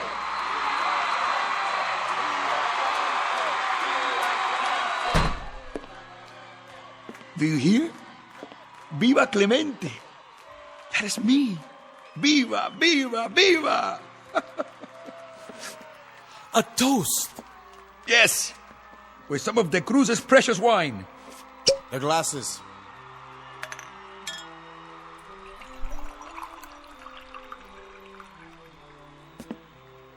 To the revolution. Revolution! So do you know? Do you know why I laugh? I laugh because there is so much feeling inside of me. I didn't know in the beginning. I didn't know when this moment came how I would react to it. What would I do? Laugh? Cry? Get drunk? I didn't know. What makes a man more drunk? Wine or the people shouting his name? Another toast to you. No, my friend. To you. To all of you. I toast my friends. Cristo, the bold one. Alessandro, the dedicated one. Tabal, the quiet one. And Garcia, the strong one. To the 4 lieutenants of the revolution. To the new heads of government. To the new government. Not to the Cruz, whose portrait stares down on us from the wall. Now the wall drips with wine, like blood. And so we begin. De Cruz. He is still alive? As you ordered. Bring him here. Let that be the first order of business. Yes, sir.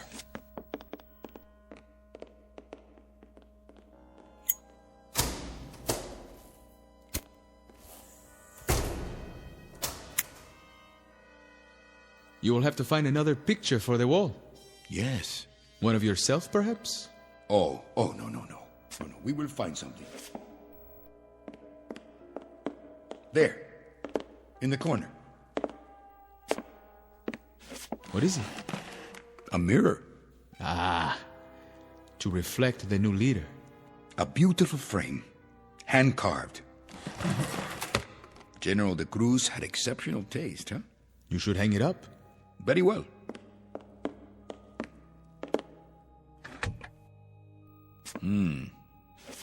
I look tired. Old. It has been a long day. Do you know, Alessandro? 1 year ago, this was the face of a peasant. A beardless, nameless worker of the dirt, whose fingernails were in mourning and whose clothing stank. And now? Now it is the face of a leader. A chief of state. Yes, it is. 1 year. 1 year of starving, hiding, stealing weapons, and having the same dream every hour. And from the dream came an army, and from the army came a rebellion. And now I have liberated the masses of other nameless workers of the dirt. I have broken their shackles. And what of him? The one whose portrait you have taken down? The memory of him will soon be forgotten. What is your plan? A trial, Alessandro. Of course. A lot of trials. A lot of brick walls and a lot of firing squads. A lot of bloodbaths, you mean? To cleanse us of the past. Are you sure that is the way? It is only fair.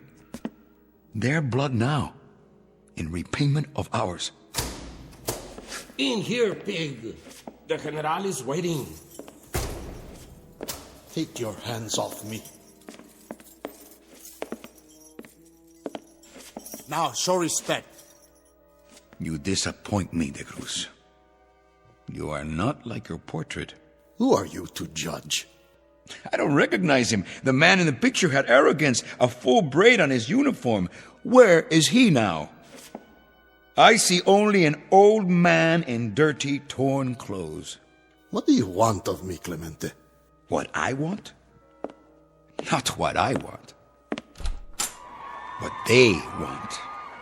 Look, the dictator! To the wall with him! To the wall! To the wall! To the wall! To the wall! You hear? To the wall, they say. But I won't stand you against the wall with a blindfold. That is a cheap death for underlings. Firing squads are for followers, not leaders. No. Old man, you are too good for that. You are a special case. You, I will strip naked and cover with honey. I will tie you spread-eagled on the ground under the sun, and then I'll let the ants eat you. And every time you scream, I'll drink wine. And every time you beg for mercy, I'll laugh out loud, because I want you to take a long time to die. 1 part death for every acre of land you stole. 1 part death for every morsel of food you took out of a peasant's mouth. And 1 part death for every voice you stifled by decree. Now, what is your plea? Or will it be a cry for mercy? I will not oblige you, Clemente, with a cry or a plea. You can strip off my flesh, because it is here for you and easily done by any animal. But my manhood, you greasy little peon, this is as far from you as the moon. Peon? You dare to call me a peon? Stop! He is to be judged, not tormented. He is the animal. And you are not, eh? You are the purists, the idealists, the saviors, the avenging angels. Gentlemen, you will soon be disillusioned. You are me. You are De Cruz. You are Baptista. You are Trujillo. You are Noriega and Duvalier. You are the keepers of the grab bags. You can wave your flags and put up your statues and embrace all the people, from the oldest to the youngest. But we are of the same breed. We are the spoilers. We care for no one but ourselves. You insult me, peon. Enough. He presents his case and we are his best witnesses. We corroborate everything he says. You cannot help but do it. You think this room, the people out there, you think these are the fruits of victory? The spoils? No. They are simply a legacy, Clemente. What I pass on to you. Power you shall have. Certainly, power. Enough to make you giddy. But there are other things in the inheritance. You will find them soon enough. What things? Fear. The chief legacy. Fear of assassination. Fear of disloyalty. Fear of rebellion. Fear of another Clemente hiding in the hills. Fear even of the Norte Americanos who offer you money and supplies. God help you. God pity you. Take him away. On your feet. Guards!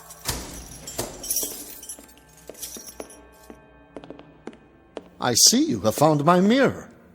It is mine now. Then it will serve you well. An old woman brought it to me 10 years ago when I first took power. She said it was magic. She said, by looking into it, I could see the faces of my assassins. She spoke the truth. That is why I took it down.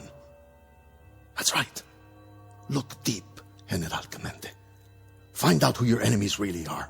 You will see them there, in that mirror. You will see them in the dark corners. You will see them in the crowd. You will see them in your glasses of wine. You will see them everywhere. Out! Where shall we take him? Lock him up in the prison. I will decide what to do.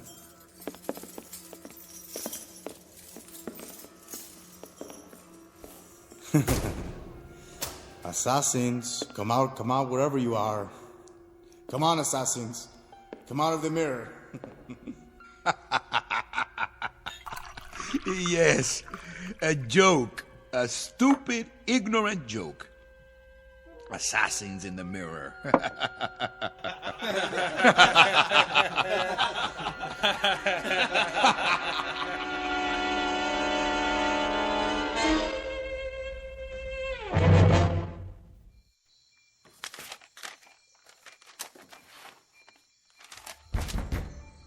Yes? How goes it, my friend? Alessandro, I'm glad you're here. It is dark. The chandelier, let me turn it on. No, please. I need to think. The candles, then? Only one. That is enough.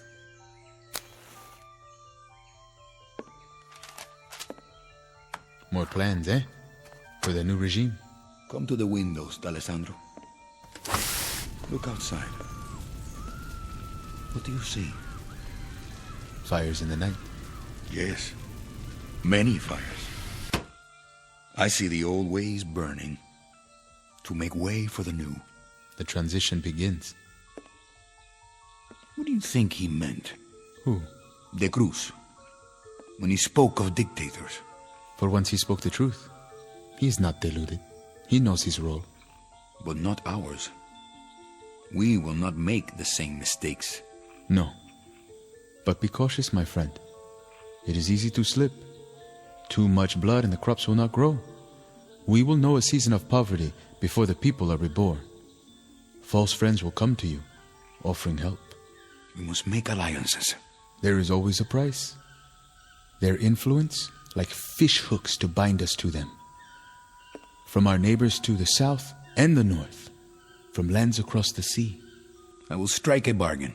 With those who are so powerful, they will bring ships filled with goods, but also gunboats and helicopters and advisors with pacts to be signed. Their ways are ruthless. Deal with them, yes, but not as a puppet. I am no man's puppet. Then take care. Take care, Ramos. Choose the path of justice, not of revenge. What? You would have me forgive De Cruz and his army? They who have kept our people under the yoke? Not forgiveness, banishment. The prison is overflowing. We do not have enough bullets to liquidate them all. So they go to another land and rebuild their army. That is stupid, Javier. They are our enemies. Where will they live? In the mirror? Cristo. Sir. How many prisoners are there? In the capital, about 1,000. Start shooting them. When? Tonight. Yes, sir. Right away. I see. There is no time for trials. But for murder, there's plenty of time? What are you? A chameleon? The ease with which you strip off one color and put on another. You turn my stomach. I thought you were with me. I am, but not with mass murder. Murderers can never be murdered. They can only be eliminated. You clean your house with a reckless hand. Go, Cristo. Give the order. Gladly. You should look in that mirror and see what face looks back at you.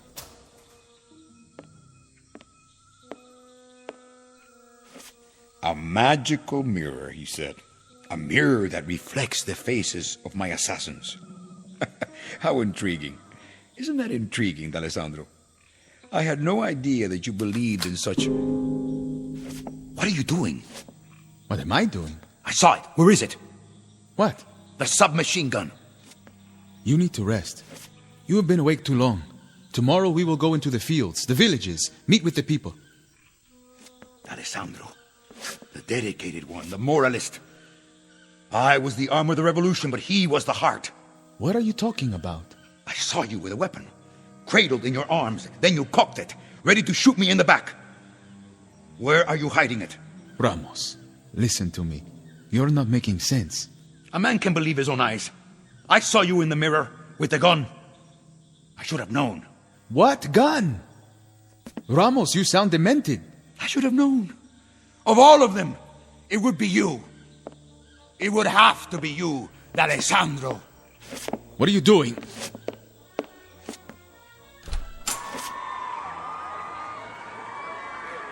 Yes, a traitor. Let go of me! See him with your own eyes. See the assassin. Do with him what you will.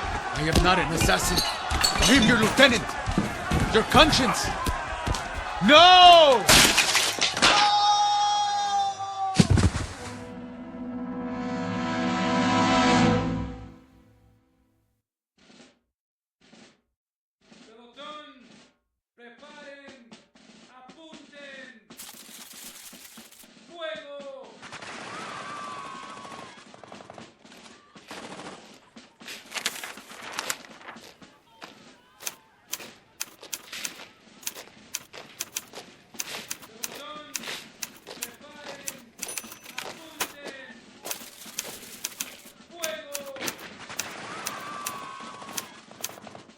Work with that noise. Garcia, get off the couch and find a bed. What?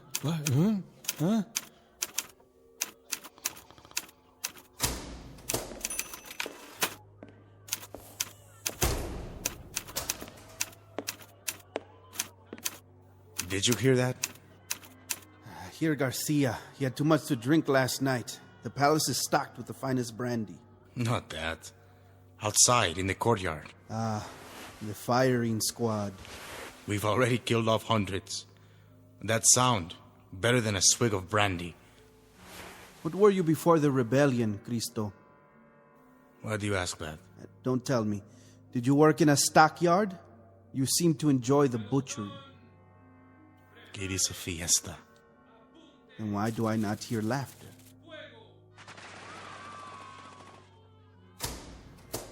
The crowd is getting bored, I think. Not bored, sick. We have given them their freedom. 12 hours of it. And it is such a fine freedom.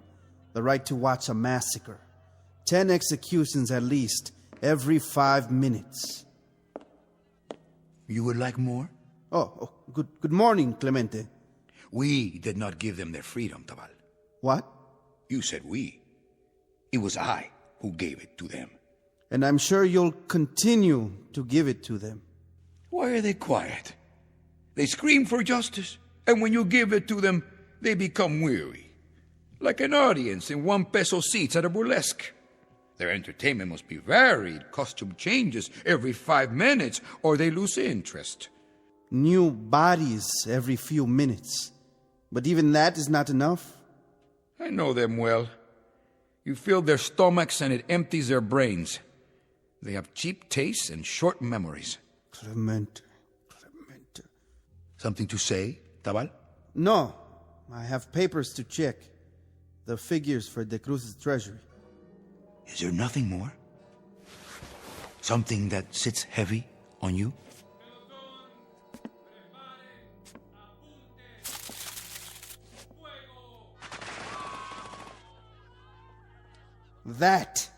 That sits heavy on me. On my ears and on my heart. Why should it? Execution is not a time of joy. But even this is not as bad as the death of a man who was my friend. That is a sword in my chest. D'Alessandro? An assassin? And that's the worst lie of all. It was no lie. He was no assassin. What? What's the matter? What's going on? Oh. Still at it out there, huh? Yes, until their work is done. Good morning to you, Senor Garcia. How handsome you look in the mirror. What do you see there? I see only a tired soldier. A man who needs a change of clothes. Is there a bathtub? Many. Take your pick. Oh, I'll go then. And that is all? You don't see any assassins in that mirror? No, I see nothing but my ugly face. Even an assassin might be better.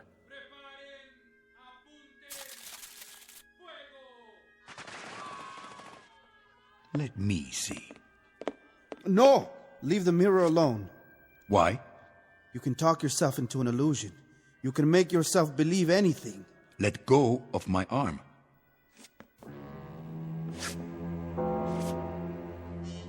What is that? 2 men. With knives. Tabal. And Garcia. What is it, Ramos?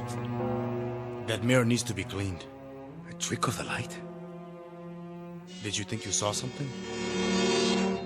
No. I saw nothing. Sometimes, if you stare at nothing too long, it begins to stare back at you. Tabal, you and Garcia go over to the prison. Yes? Looking on the Cruz. Then report back to me. Report what? His health? Do as I tell you. See that he's properly guarded. Yes, sir. Do you have a message for De Cruz? What sort of message? Should I tell him that he was right about the fear? That there are assassins under the bed and in the shadows and all around the room? Tabal, you have both your freedom and your life. But you have them through my sufferings. Don't throw them away. Of course not, General. Cristo, get me the prison. Sir? On the phone.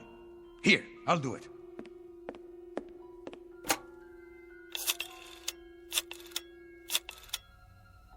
Hello?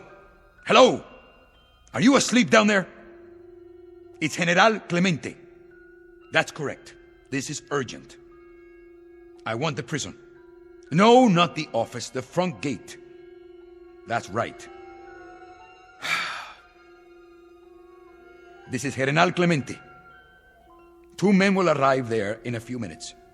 They are spies and should be shot on sight. Their names are Tabal and Garcia. I know who they are, and I know what they are. Shoot them. Call me when it is done.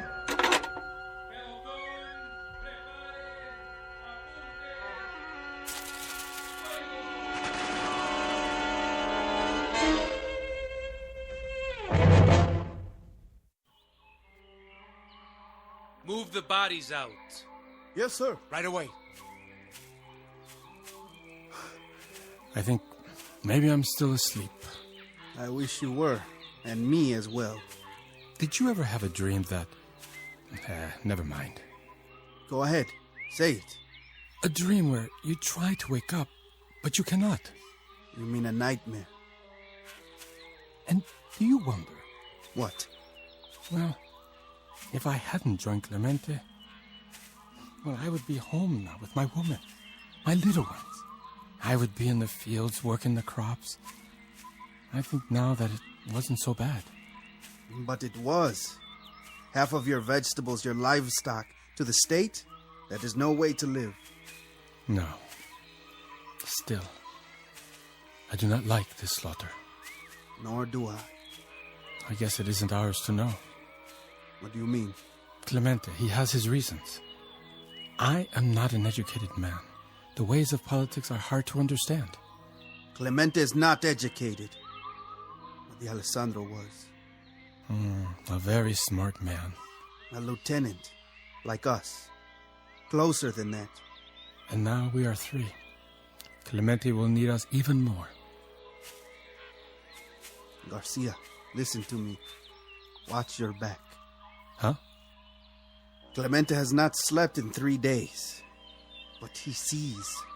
Not with his eyes, with his mind. And what he sees is dark and strange. Like a house of many doors, and behind each door is more darkness. And the way into that house is the mirror. What? A piece of glass? The glass reflects what is before it.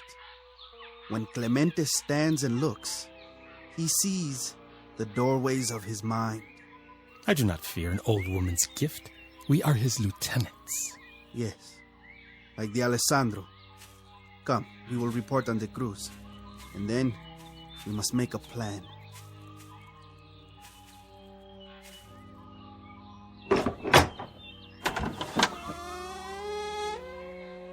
Señor Garcia, Señor Tabal. You know our names? But of course. You have come to see the prisoner.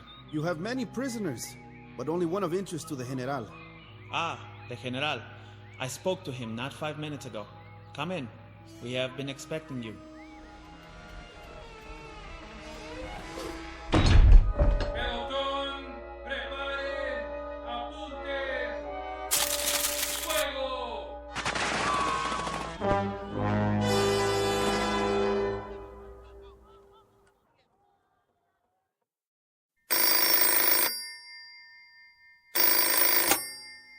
Clemente, are they there? Good. Tell me when it is done. The prison? You have any complaints? None. You are sure? Why should I? A pie cut into 2 pieces is better than one cut into 5. A drink of wine? Pie? But we do not speak of pie. Do we? These are the lives of friends. Are you sure? They were very close to me. Very close. You know that. Alessandro, Garcia, Tabal. They were like brothers. Or so it seemed. That is what I don't understand. How is it that they can change so? And even more curious, how can I crush them underfoot like ants and feel nothing? Men cannot be brothers and assassins. No. They must choose. It is to be expected. When a man has power, he has enemies. And now, you have enemies. Enemies, yes. I understand that. But are all my friends to be my enemies? From now on, Ramos, you have no friends. You have only followers and competitors. This is the breakdown of your world. You must live with it. And how do you classify yourself, Cristo? Myself? I am a follower, General. For how long? That is a strange question. For how long will you be a follower? Until some quiet moment when my back is turned? Oh, no. Only until that moment when you prove to me that you cannot lead. Only until the moment when I think that perhaps... Perhaps what? That perhaps I am stronger than you. You'll be eaten by worms before that moment comes. Besides, if my back is turned to you, I will see you in the mirror. As I do now. What is it? What do you see? Only you. At the desk. Holding out a glass of wine. Of course. Here is a glass for you. Now you pour it. Take a drink. It will make you feel better. But you poured it before. I saw you in the mirror. Your eyes are tired. Go ahead. It will help you sleep. It will help me sleep. But for how long, Cristo? How long will I sleep after drinking it? For all eternity? Why did you do that? What did you put in the glass? A powder? You point a gun at me? Only at traitors. But there is no reason. I have a desire to live out my life. I am allergic to poison. You have gone crazy. Mark your words carefully, Cristo.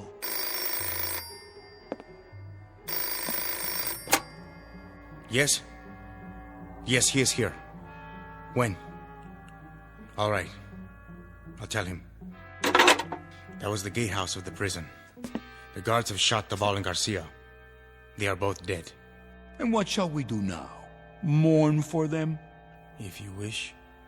They were our friends, weren't they? But then again, they can't be friends and assassins.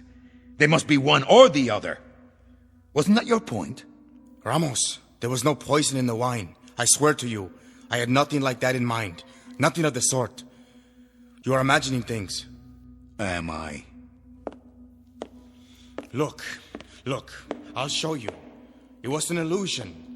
This is just a mirror, an ordinary mirror, in an old frame. See? It's only glass, polished glass. I'm looking into it. I see myself and you behind me, nothing else. You are raising the gun and pointing it because you've let yourself see things that are not there. You've let yourself... Ramos! What have you done? Only what I had to do. A terrible mistake. Now, you will be very lonely. You will be all alone. You have just killed the better man. The better man.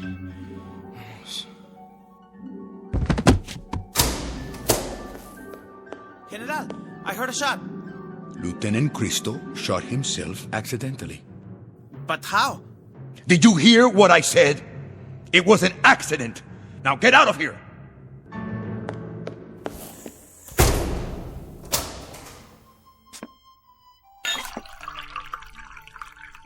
To the 4 lieutenants of the revolution, to the new heads of government, to the Alessandro, the dedicated, Tabal, the quiet, Garcia, the strong one, and to Cristo, the bold one.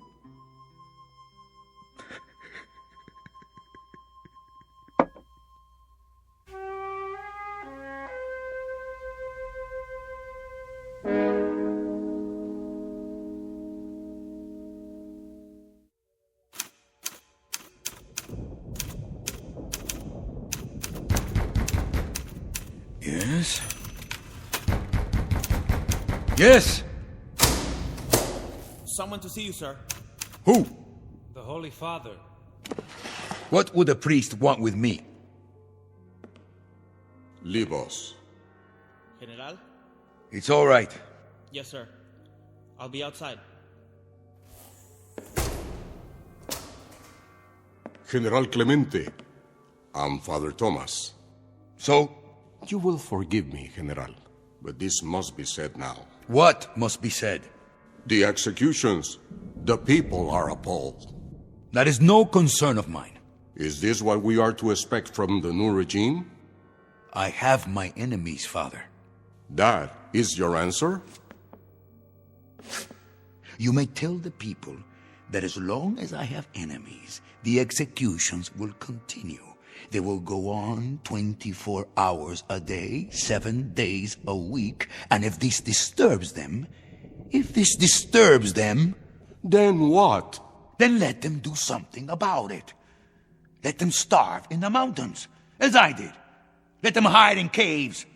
Let them raise an army out of the dirt. If there is one among them strong enough to make a new rebellion, let him try. But let him be prepared for a year of suffering, and let him learn how to lead. General Clemente, the victory is not so sweet, is it? Now you are learning. Instead of the flavor of wine, it has the taste of ashes. I had a dream, Father. I had such a dream. And they were all a part of it. Cristo and Tabal and Garcia and Alessandro.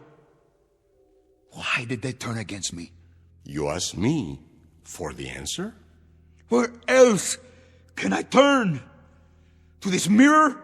Look to what is in yourself. But I can't stand this.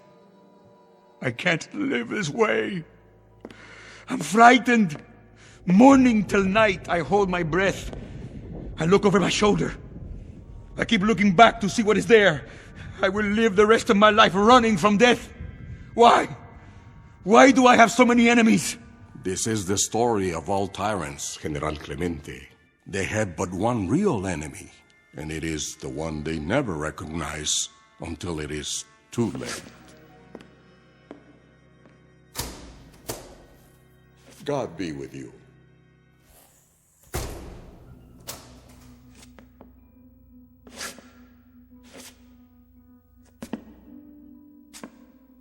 You. I see you looking at me. What do you see? What do you see?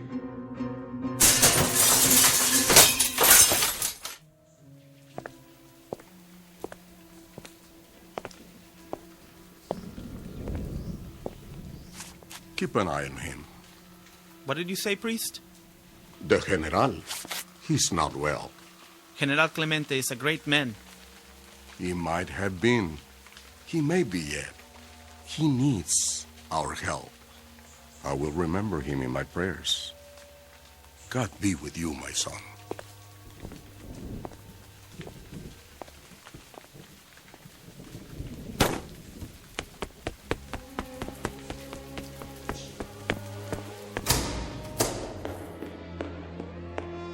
My General, the blood. Who has done this terrible thing?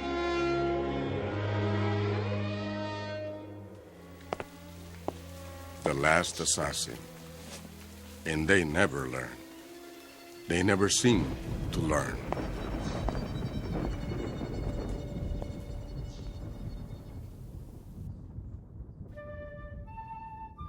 Ramos Clemente, a would-be savior in khakis, his brains blown out by an illusion, a mirage dangled before the eyes of all ambitious men, no matter how they begin. The most vulnerable are the dreamers, when they allow fear and paranoia to make them murderers. Which is not to say that ideals are an illusion, only that revolution requires more than songs and slogans. Courage helps, as does character, a touch of luck, and something along the lines of superhuman strength, whether it be found here or in the Twilight Zone.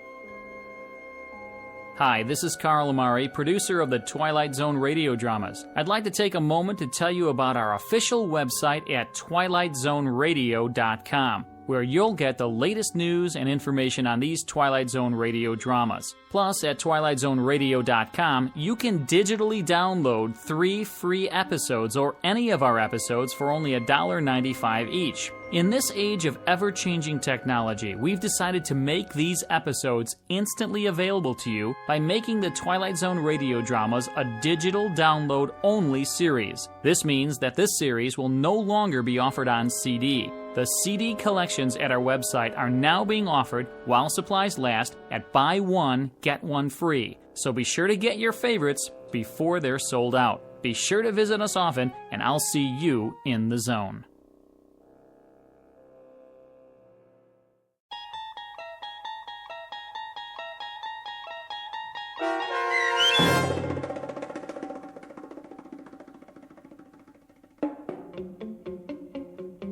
The Mirror, starring Tony Plana with Stacy Keach as your narrator, was adapted for radio by Dennis Etchison and written for The Twilight Zone by Rod Serling.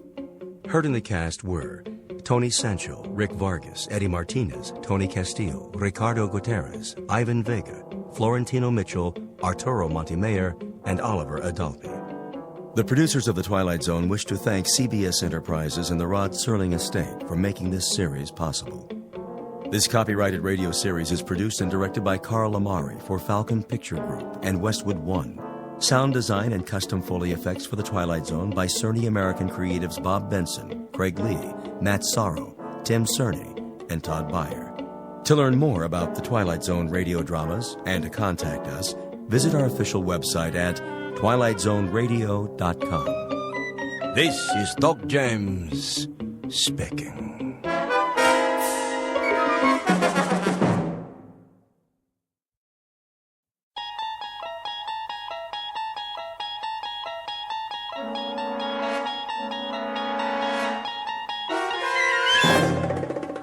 There is a fifth dimension beyond that which is known to man. It is a dimension as vast as space and as timeless as infinity. It is the middle ground between light and shadow, between science and superstition. It lies between the pit of man's fears and the summit of his knowledge. This is the dimension of imagination. It is an area we call the Twilight Zone.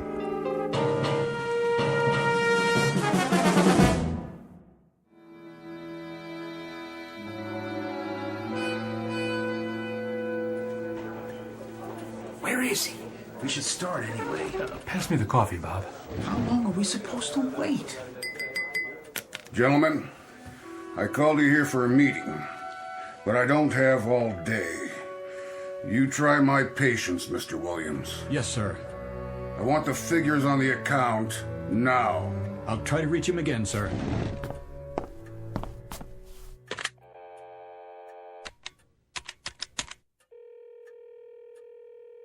Put me through to Jake Ross's secretary. Yes, I'll hold. Williams, we're still waiting for your Mr. Ross. I'm trying to get him now, sir. Is this Jake's office, Joni?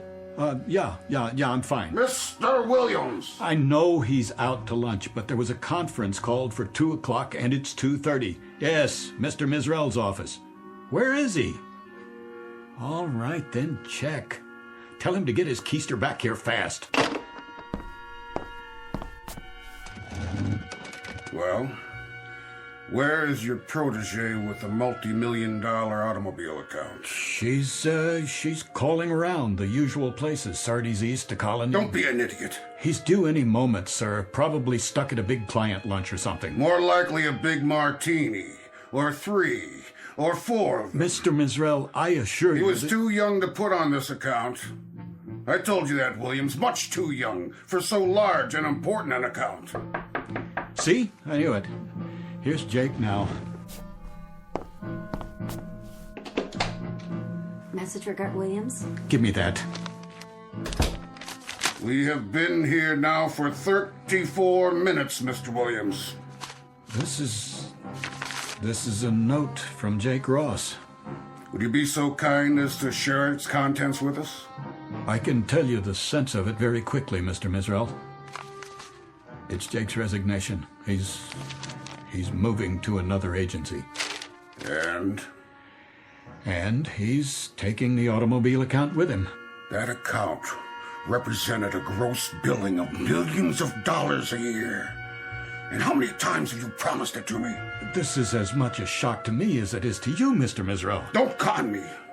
It was your pet project, yours. And it was your idea to give it to that little college greenie. Get with the program, Williams. Get with it, boy. I'm sorry. So what's left? Not only has your pet project backfired, but it sprouted wings and left the premises.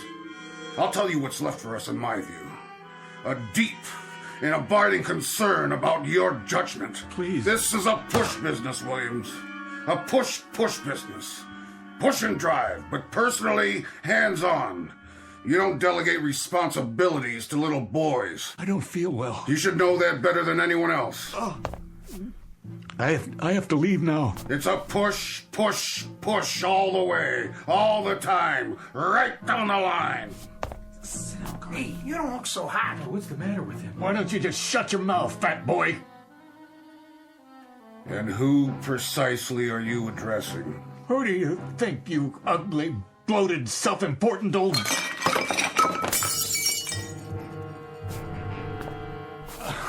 I'll clean it up, Mr. Mizrael. He didn't mean that, sir. I closed 2 new accounts. If I may... Oh, no.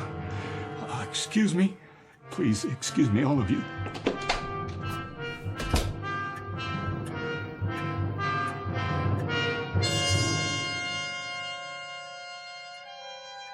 This is Gart Williams, age 38, a man protected by a suit of armor all held together by one bolt.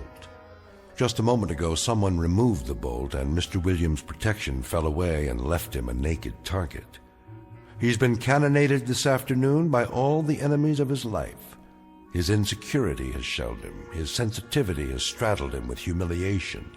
His deep-rooted disquiet about his own worth has zeroed in on him, landed on target, and blown him apart. Mr. Gart Williams, ad agency exec, who in just a moment will undertake a desperate search for survival in the Twilight Zone. And now, back to our story from the Twilight Zone. A Stop at Willoughby, starring Chelsea Ross, with Stacy Keach as your narrator.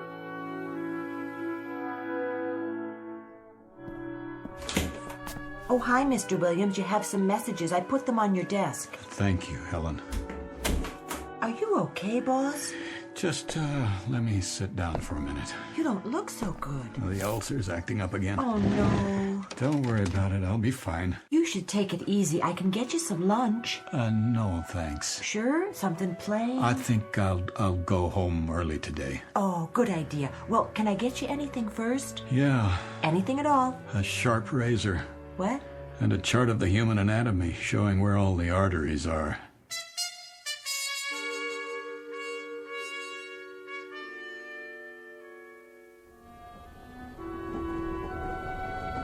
Tickets, please. Ticket? Oh, right here. How are you tonight, Mr. Williams? In the absolute pink. Cold winter this year. Seems to get darker earlier than it ever has. That's the way of the world. The rich get richer and the days get shorter. Isn't that the truth? Here's your ticket. Enjoy the ride. Tickets, please. It's a push business, Williams. A push business. You gotta get with it, boy. A push business. Push. Got to get with it, boy. You got to get with it. That's enough! Is anything wrong? What? Oh, no. I was just thinking out loud, I guess. Oh, I was afraid you were speaking to me. Not at all. Sorry. It is a boring commute, isn't it? It's easy to doze off. Yes, it is. All that darkness outside. You can barely see the landscape. To tell the truth, I never paid much attention to it. But, well, now that you mention it. I used to read, but I got motion sickness. So now there's nothing to do but wait for the next station, and the one after that, and I don't even know where we are at the moment. I can't see any lights. What's the next stop? I've lost track. That's funny. It is? Lost track? Oh. At least we're not off the track. Not yet, anyway. Give it time. Oh, I suppose we could be anywhere. Wait, do you hear that? Hear what? What's happening?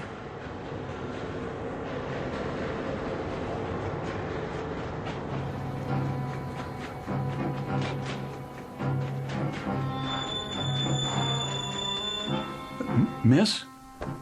Where are you? Willoughby! This stop is Willoughby! What do you mean, Willoughby? Where's Willoughby? That's Willoughby, right outside. There's no place called Willoughby on this line. I've taken this train hundreds of times.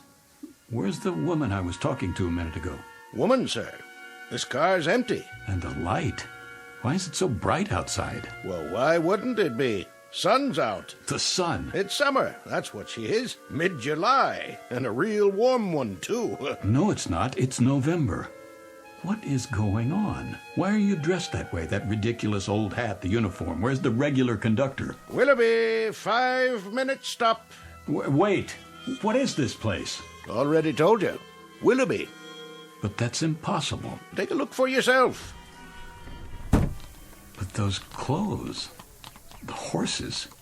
What is this, a practical joke? No, sir. It's Willoughby, July 1888. Nice place, don't you think? And there's the woman I was talking to. Where did she get that parasol? You'd have to ask her. Getting off? Well, this isn't my stop. Miss, you there?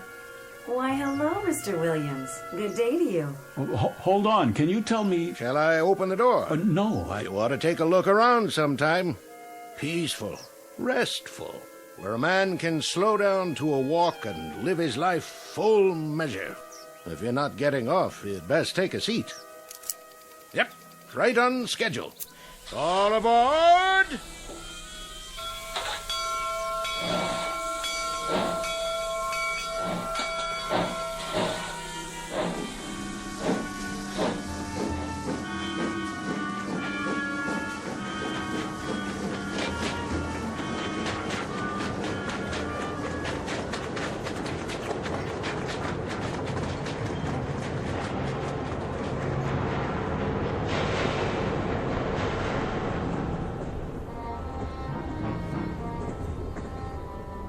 Miss Port Saugatuck. Pardon me, sir? What? Oh, what did you say? I didn't mean to bother you, but I didn't want you to miss your stop. Is this it? No, that's all right. You got back on. I did? Oh. I must have dozed off again. I don't blame you. At least you got a little rest. I guess I did. A little rest and an idiotic dream. Why do you say that? Ever hear of a town named Willoughby? I don't think so. Willoughby where? Willoughby, Connecticut, I guess, or Willoughby, New York. Not on this run. Are you sure? There's no Willoughby on this line. Westport, Saugatuck, next stop.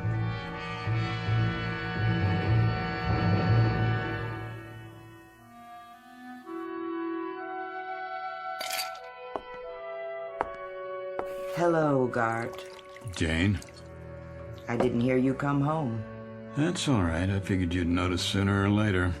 Oh, I see. So that's how it's going to be. If you say so.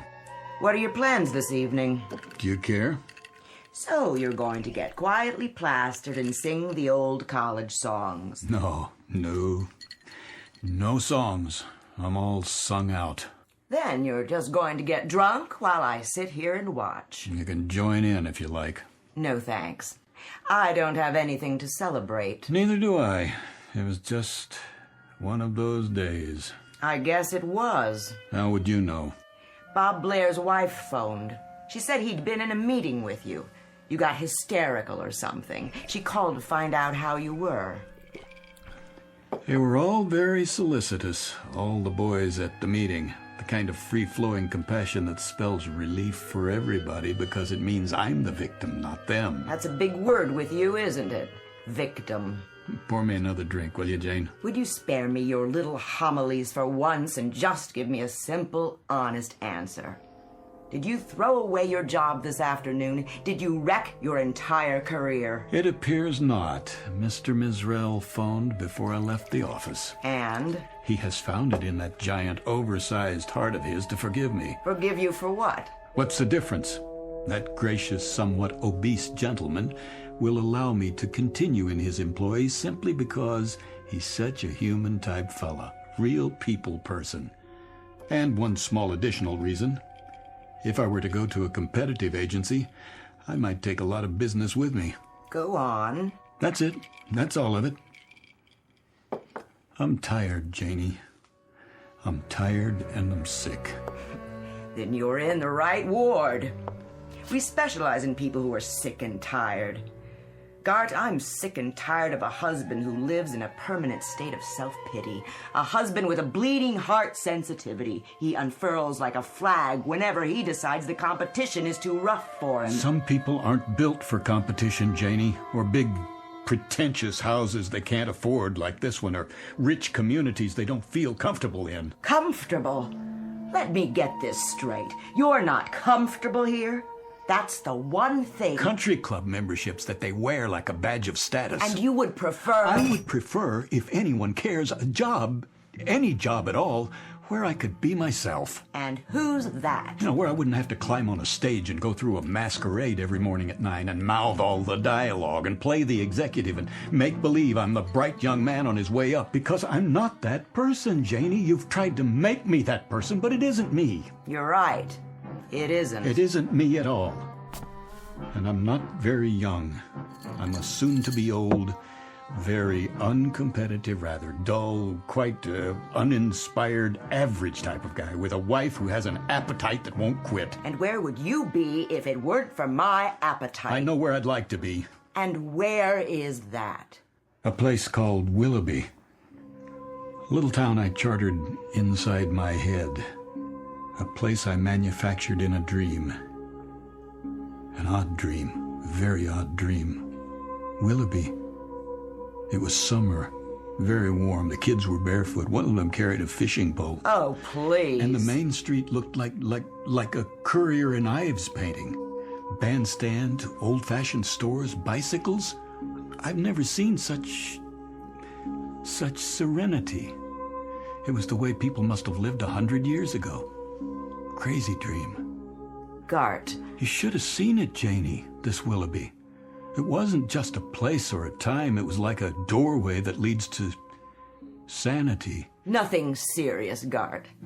It's just that you were born too late, and your taste is a little cheap. You're the kind of man who could be satisfied with a summer afternoon and an ice wagon pulled by a horse.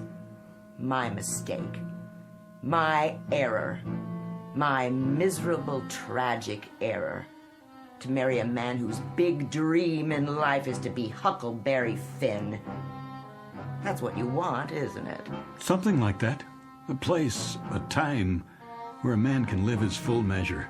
And what does that mean? I don't know, but I'd like to find out. It's what that conductor said. A place where a man can live his full measure. That's where I'd like to be.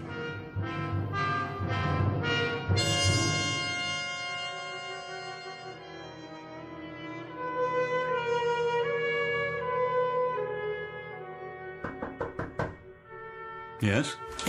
Mr. Williams? Yes, Helen. You've got a 2 o'clock, a 2:30, and a 2:45. Is that right? So I was wondering, should I cancel the 2:30 or the other one? What? The 2:45. Which? Oh, the 2:30 is the man from the baby food company. He's got an idea for an ad campaign, remember? And the one after that is about the frozen fish account. Uh-huh. Tough call, huh? No. Well, I mean, it is. No, I was just wondering. Which one to cancel? Not that. What would happen, do you suppose, if I weren't here? When? For the meeting. Either one. Take your pick. Me? Or both. You want me to cancel both meetings? It's a hypothetical question, Helen. Oh, But you are here. Of course I am. But what if one fine day I just wasn't? Well, I guess they'd have to wait around till you got back. And if I didn't come back? Then they'd reschedule. And if I never came back? Never? Ever. Not in 100 years. Well, in that case, somebody else would get the account. Is that all that would happen? And I'd miss you. You would? We all would. It's almost 2, so should I tell them you're not back from lunch yet? Who? The 2 o'clock and the 2:30. No, I'm here. You have their files? Somewhere. I brought them in. I'm sure you did. But if you haven't had time to look at them yet, maybe I should tell them to reschedule. That would be a lie. Not exactly. I can say you were at a long lunch. No more lies, Helen. Not in this office. I don't have the stomach for it.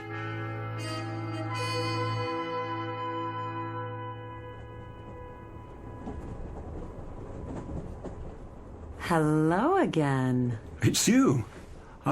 Please, have a seat. You look like you caught up on your sleep. Feeling better? Oh, tolerable. And you? No complaints. It is a bit of a grind, though, isn't it? These long commutes. Well, actually, I only take this train for the scenery. Some view. Mm-hmm. The scenic route. If you like miles and miles of pitch-black fields, you can't even see the towns. So there's nothing much to do but grin and bear it. It's an opportunity. It is?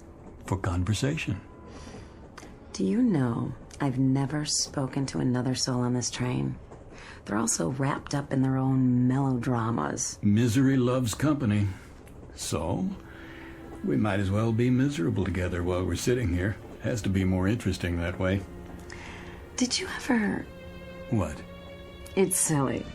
But did you ever want to get off at a stop where you've never been before, just to see what it would be like? Which stop are you thinking of? No, I don't know. It doesn't matter. Pick one and see what happens. Well, you'd be on your own. Nobody waiting. No car. I wouldn't mind. There's nobody waiting for me anyway. Would you? Not anymore. Forgive me. Did I say something wrong? Oh, it's just a... This is going to sound strange. I didn't mean to get personal. I think we're having the same dream. What? Well, sharing the same fantasy in a way. Remember the last trip when I dozed off? We spoke and I asked you about the next stop. I was afraid you'd miss your station. You see, I dreamed we came to a station I'd never seen before.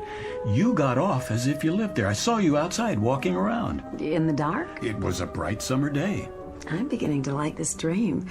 And did you get off the train so we could have an adventure? That's the problem. I wanted to, but I didn't. Why not? I wish I knew. Willoughby. What did you say? Well, last week you asked me about a town called Willoughby, Mr. Williams. Oh, yes.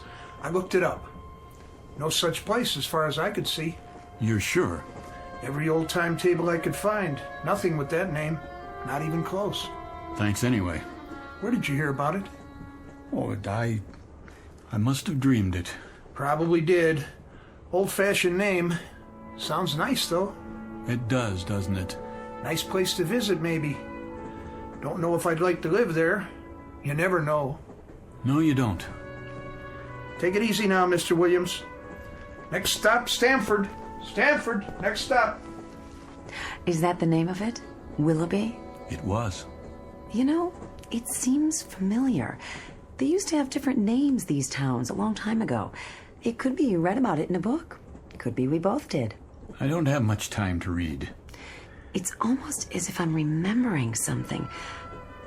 Don't tell me you believe in past lives. That's nonsense. No, it's not that. But the name does sound familiar, and I do like the sound of it. I do too. Willoughby. Willoughby.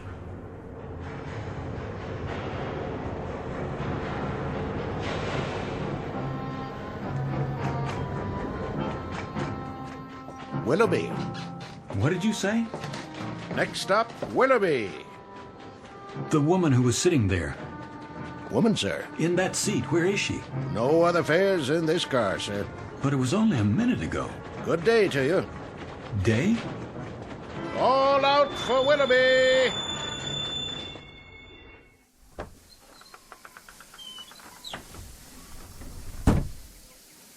It is day.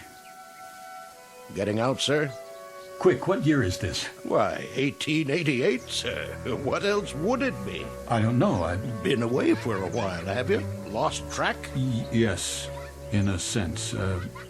How long is the stop at this station? Long enough to drop off and pick up.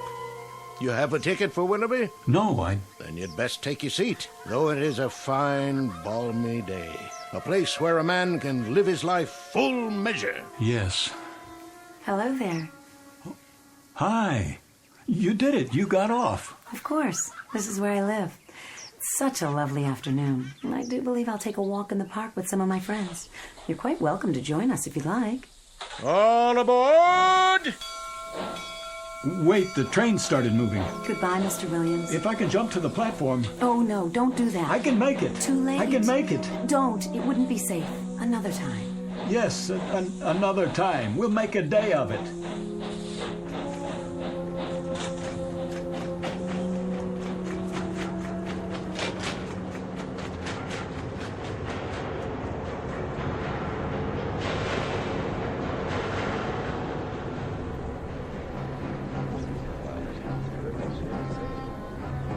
All these people. A full car, Mr. Williams. Always is this time of day. There's your seat right over there. The woman I was talking to. I'm not sure that She's not here now. Oh? Maybe she went to the club car. Or got off. Where? No stops so far. She got off at Willoughby. You on that kick again? I told you there's no such town. I know. That's what you said.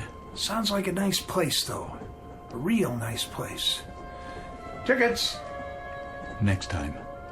Next time, I swear I'm going to do it no matter what. I'm going to get off at Willoughby.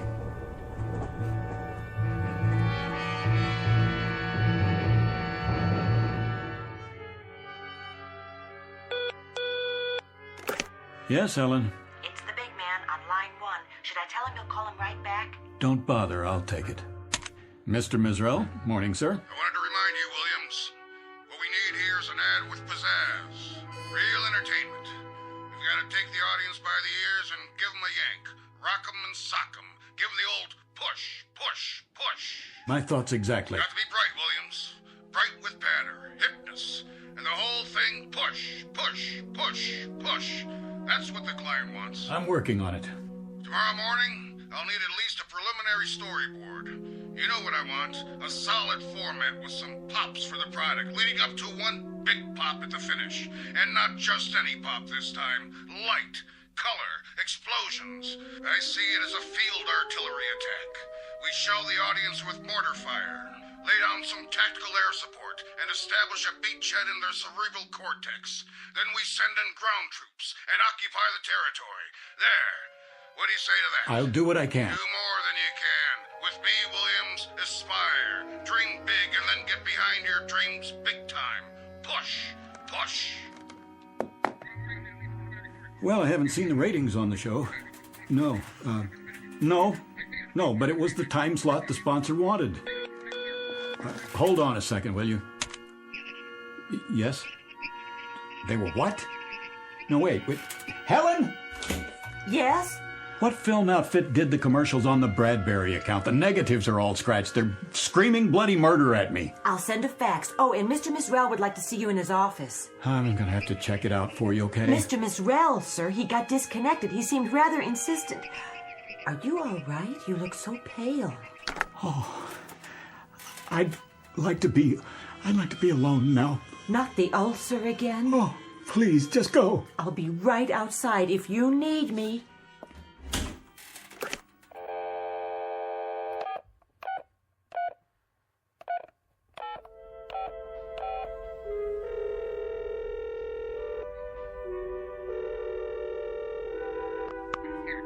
Janie, this is Gart, honey.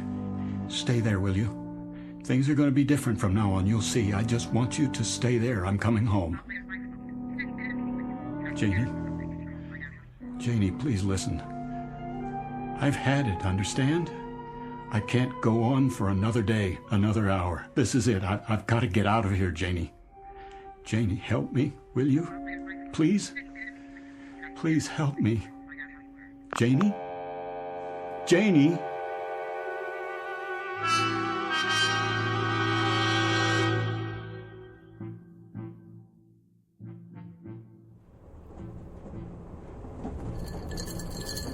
Another scotch, Mr. Williams?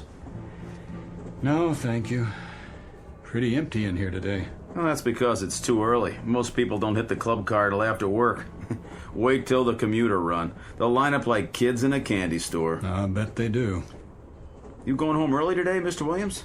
Yeah, my wife's waiting for me. Oh, she is, huh? That's nice. At least I think she is. You call her and tell her? That I did. I just hope she got the message. Oh, I bet she did. Gonna take her out for dinner and everything? If she's there.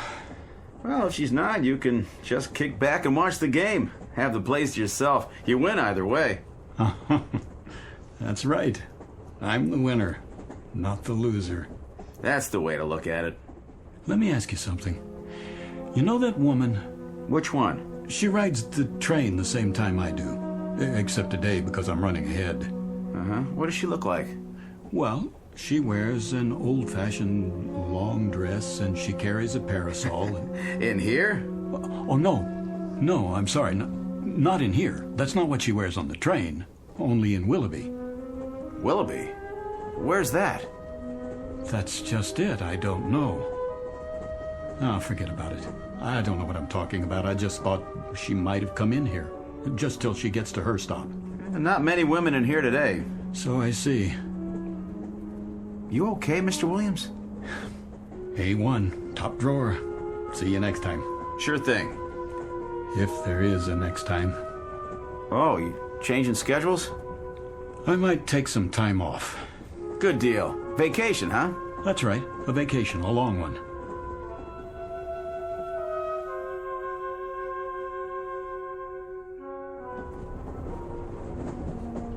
Ticket?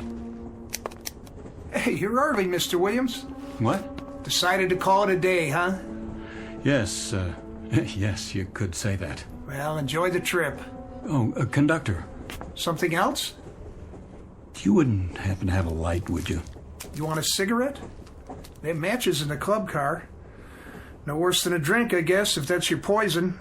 But you can't light up here. You have to wait till we stop at a platform. Of course. I was just wondering if you could bend the rules this time. It's been quite a day. I need to unwind before I get home. I used to smoke 2 packs a day. Had to give it up, though.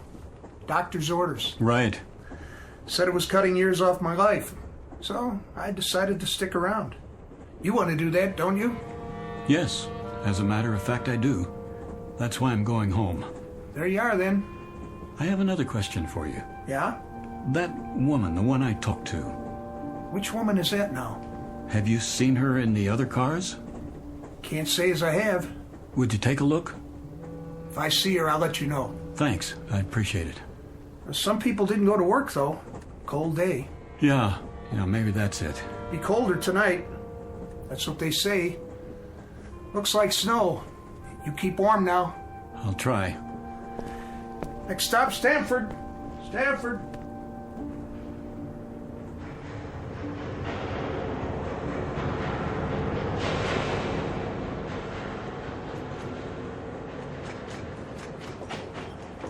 Willoughby, next stop. Next stop, Willoughby. This is where I get off. Stop the train. Yes, sir. That's your station, Willoughby.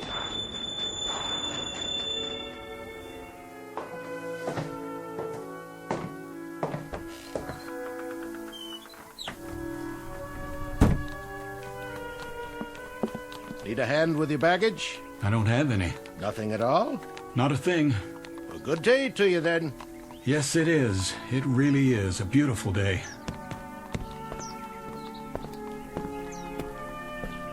All aboard!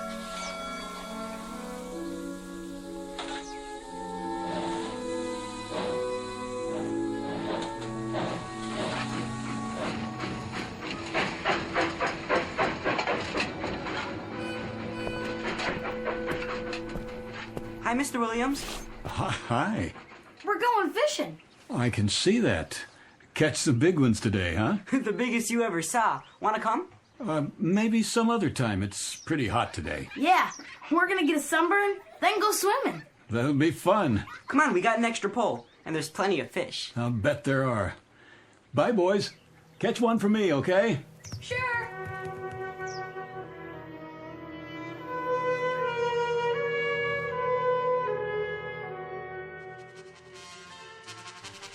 Such a lovely day. Too nice to stay indoors. I want to hear the band. Yes, the band. I love the sound. So do I.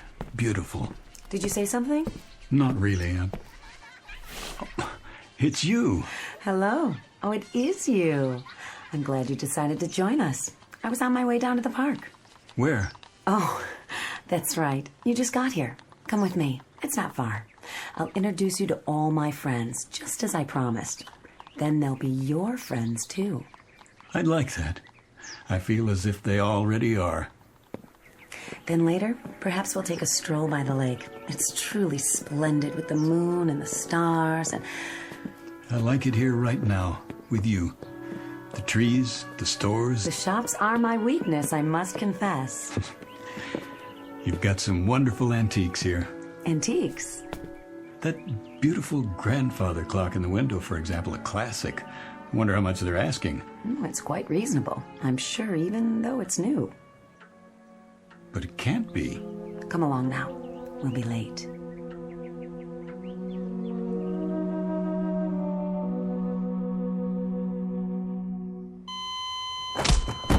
Again. Again. It's no use. There's no pulse. It's a crying shame. He wasn't very old. You say he just jumped off the train? Right here, in the snow, in the middle of nowhere. Never saw anything like it. Poor Mr. Williams. He shouted something, ran out, opened the door, and that's the last I saw of him. Thought he went to have a smoke or something. Well, a heart attack probably. Yeah, if the fall didn't get him. Well, he must have died instantly then. At least he didn't suffer. Look at his face. Like he's at peace. Yeah, that's the way to look at it. All clear. Let's move it out. Where should we take the body? Out of the local mortuary for now. Willoughby's funeral parlor? That's the one. They'll hold him till somebody contacts the family. All right, let's put him on the stretcher. Okay, you ready? 1, 2, 3, lift!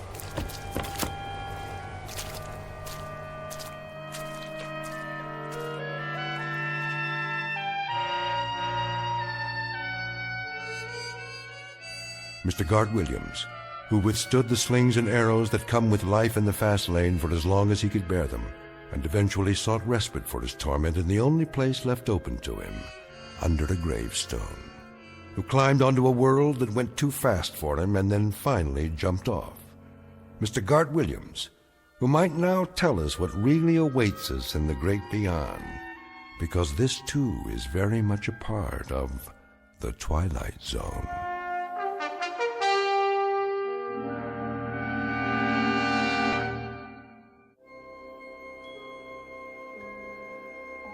Hi, this is Carl Amari, producer of the Twilight Zone radio dramas. I'd like to take a moment to tell you about our official website at twilightzoneradio.com, where you'll get the latest news and information on these Twilight Zone radio dramas. Plus, at twilightzoneradio.com, you can digitally download 3 free episodes or any of our episodes for only $1.95 each. In this age of ever-changing technology, we've decided to make these episodes instantly available to you by making the Twilight Zone radio dramas a digital download-only series. This means that this series will no longer be offered on CD. The CD collections at our website are now being offered while supplies last at buy one, get one free. So be sure to get your favorites before they're sold out. Be sure to visit us often, and I'll see you in the zone.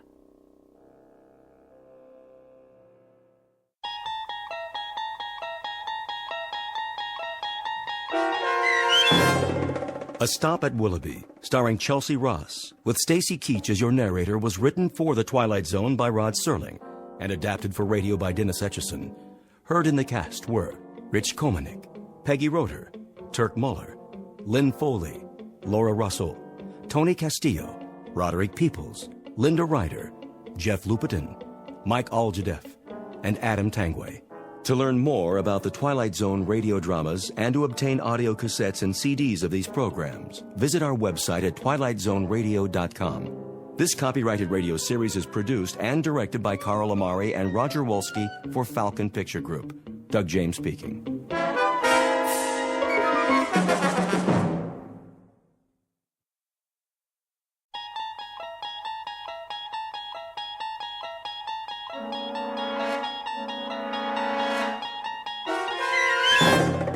You unlock this door with the key of imagination. Beyond it is another dimension, a dimension of sound, a dimension of sight, a dimension of mind. You're moving into a land of both shadow and substance, of things and ideas. You've just crossed over into the Twilight Zone.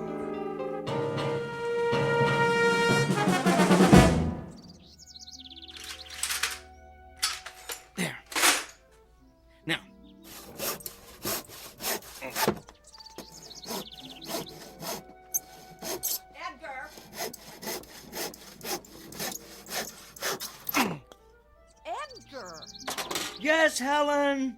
Come here, please. I'll be right there.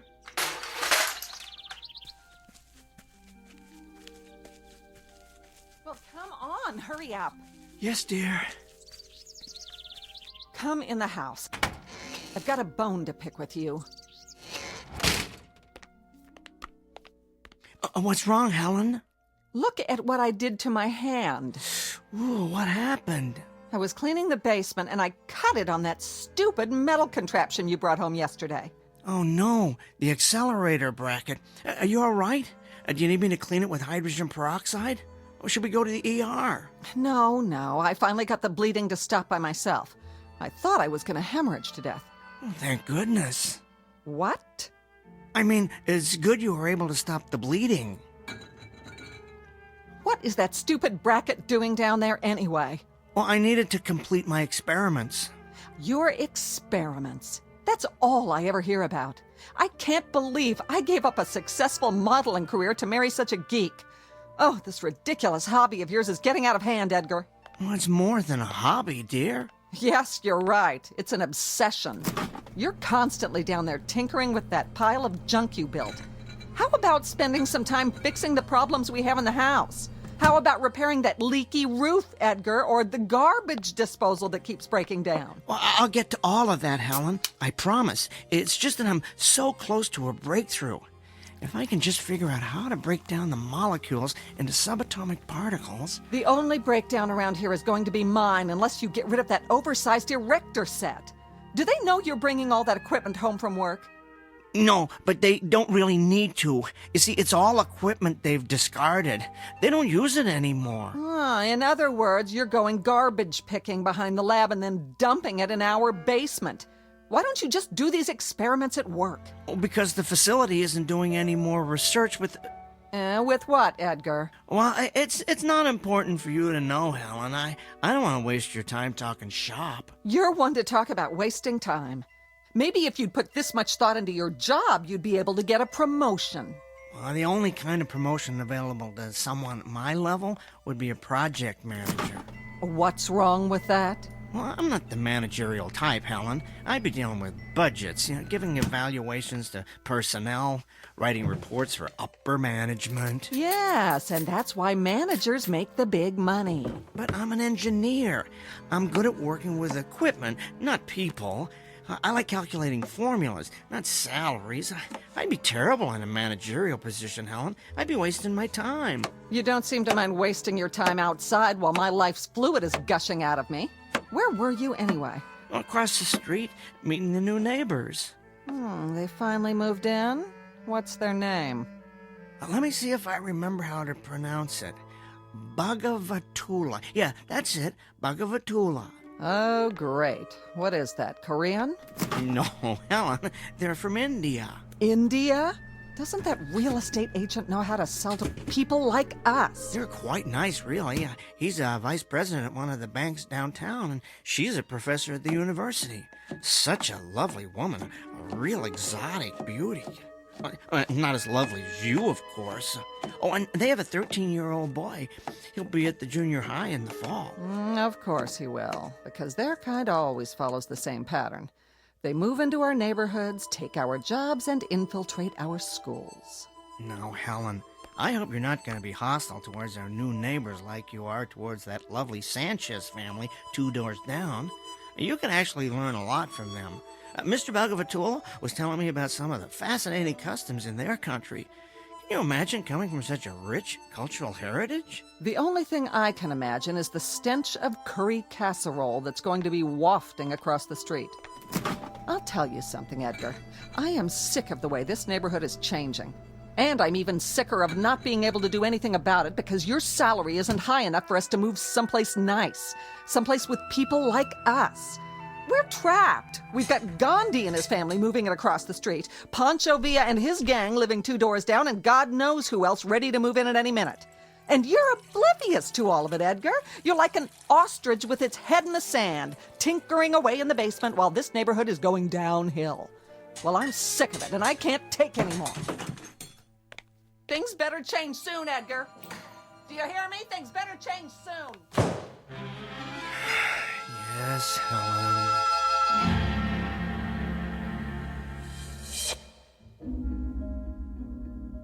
Portrait of a tragically mismatched couple, Edgar and Helen Peabody, a textbook example of opposites attracting. He was attracted to her breathtaking beauty, while she was attracted to the fortune that would result from marrying a brilliant up-and-coming young scientist. Alas, her beauty turned out to be only skin deep, while neither his fame nor fortune ever materialized. Now they languish in a loveless marriage, sustained by the fear that they've come too far to turn back. But a third party will soon come into the middle of this unlikely union, a guest who will cause the simmering undercurrent of discontent in this household to reach the boiling point. An unexpected visitor from a different neighborhood, one that's somewhere in the vicinity of the Twilight Zone. And now, The Twilight Zone and our story, There Goes the Neighborhood, starring Tim Kazurinsky with Stacy Keach as your narrator. All right, this bracket should keep the accelerator in place. I do believe this configuration is going to work. Now I better tighten these bolts. I'm dying to tell someone about this, but I can't believe I almost spilled the beans to Helen this afternoon. Ooh, I gotta be more careful. First thing she'd do is call her cousin Rick. That'd be a problem. He's a pretty sharp guy. I suppose that's a prerequisite for being an FBI agent. But if he found out about this, I'd have G-men swarming all over the front lawn. No, nobody should know. Not yet. First, I want to perfect the process, and after that, I want to make certain this technology isn't dangerous to humans. Then, and only then, can the whole world know Edgar J. Peabody has built the world's first teleportation device. Just think, daily commuters could avoid highway traffic by teleporting straight to their offices. Accident victims could be teleported from the accident site directly to the ER. The possibilities are endless. There. Now, I need to run a couple of tests. I'll just turn on the particle accelerator, let it warm up. There we go.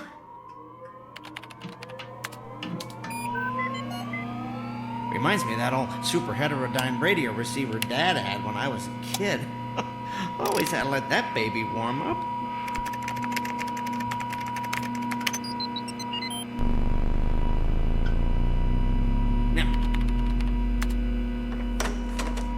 Edgar! Yes, Helen? Come up here. The garbage disposal broke down again. I'm in the middle of something, dearest. I don't care. This is important. Get up here now. All right. Coming.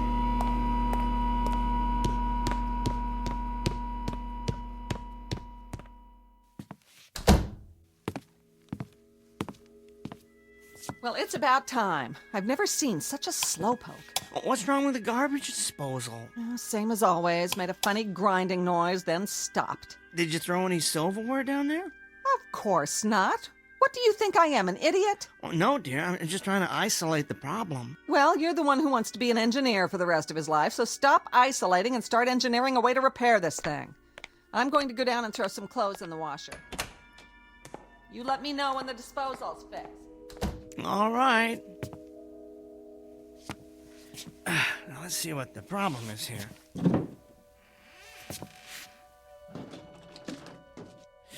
I don't see anything wrong under the sink. No leaking anyway. I better get a flashlight and look down the drain.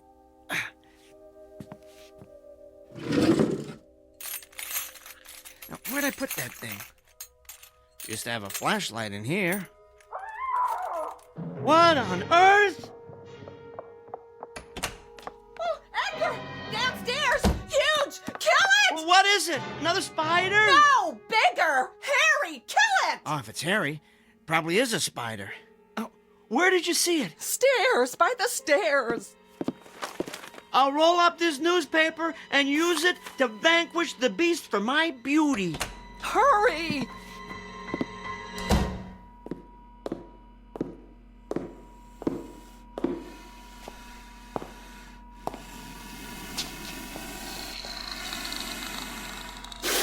Good Lord!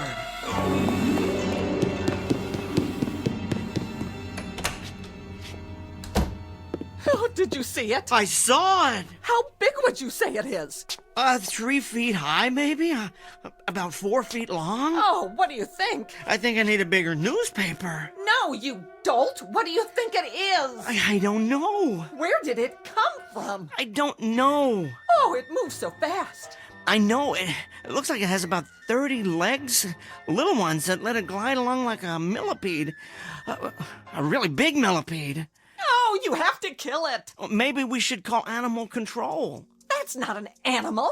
It's a monster. Well, all the more reason to call in a professional. Oh, Edgar, be a man for once. Go down and kill it. With what? I don't know. You're the man of the house. Find a weapon. Gather up the thimbleful of testosterone you've got and go kill that thing in our basement. All right. I'll take this broom. Whatever. Just get down there. Here goes. I'm going to close this door behind you. Well, why? So it doesn't try and get up here. Actually, that's a good idea. We don't want it running around the living room. It might try and get out the front door. Yeah, plus, I just shampooed the rug. Oh, great. With the door closed, I can't see a thing down here. I hear it. I think it went over by the furnace. Probably likes the warmth. It's so dark. I'm gonna have to turn on the light.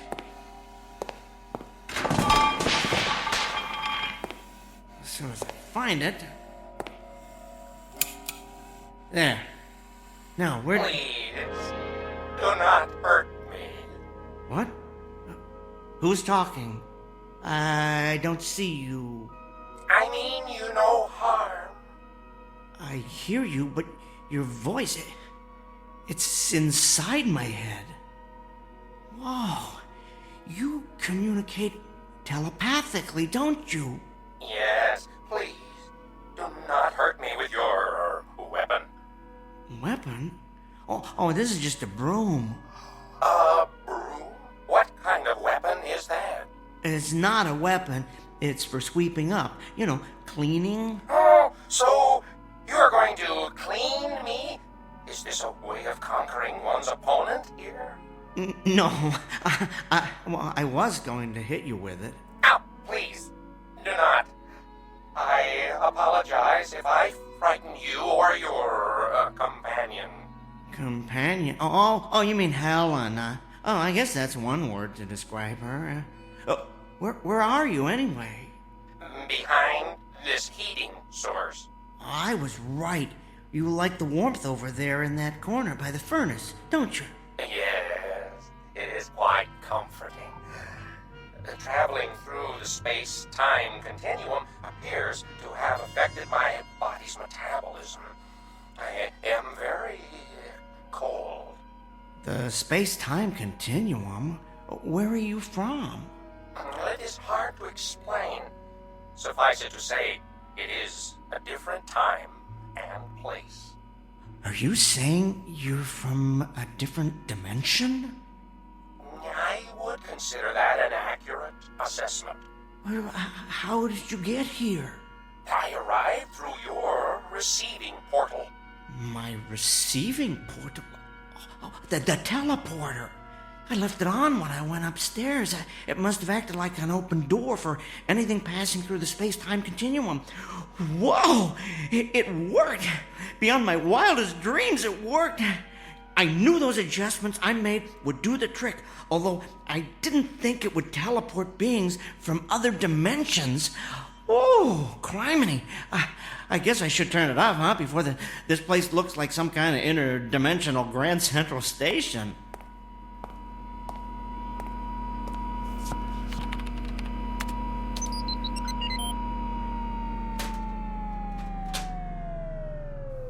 Here, I guess I can consider my latest modifications a triumph. I have successfully teleported a being from another dimension to a basement in Hackensack, New Jersey. You have been experimenting with teleportation? Yes. I have as well. So, teleportation isn't a standard mode of transportation where you come from? No. I have been conducting trials in secret. Oh, I know the feeling. I was an engineer on a teleportation project at my company a few months ago. Out of the blue, the government ordered us to cease and desist, but they never explained why.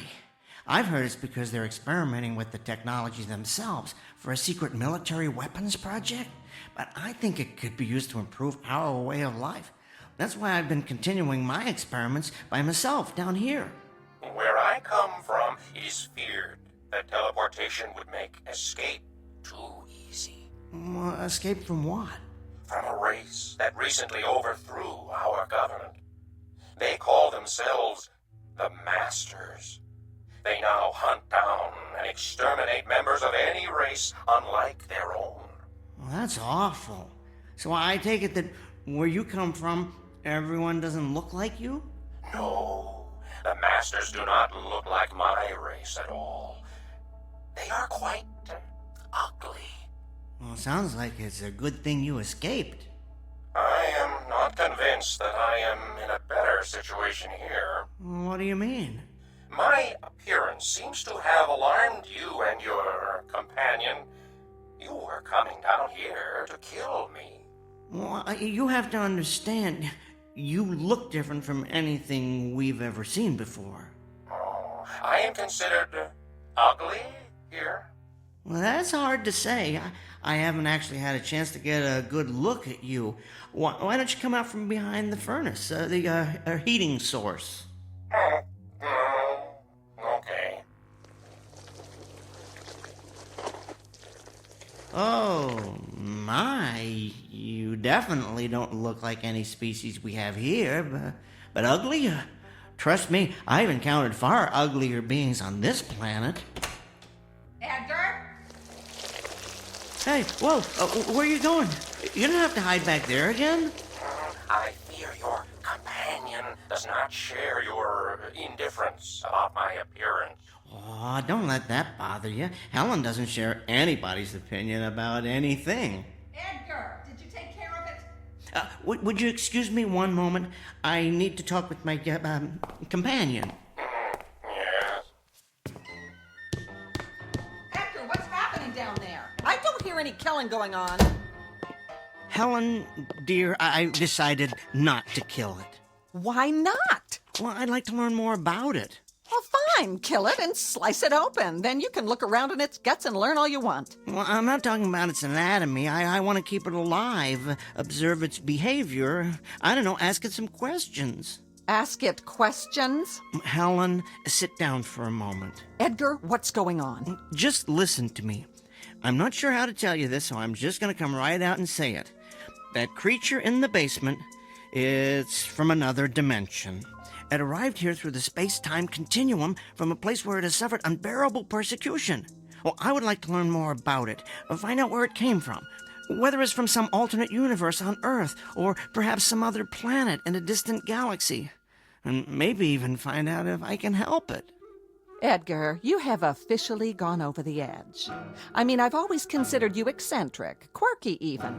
But I never realized there is a hole in your marble bag. Helen, I'm telling the truth. Okay, let's assume for the sake of argument that you are. How did that thing get here?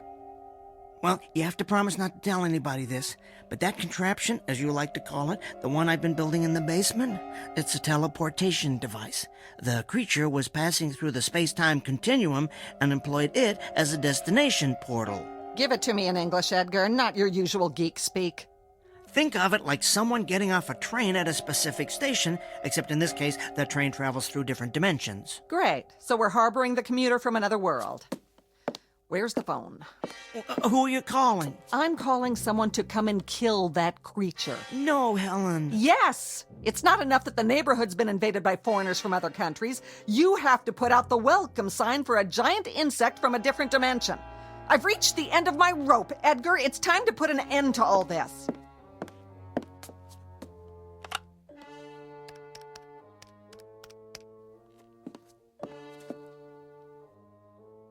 Hello, FBI? I'd like to talk to Agent Rick Fielding.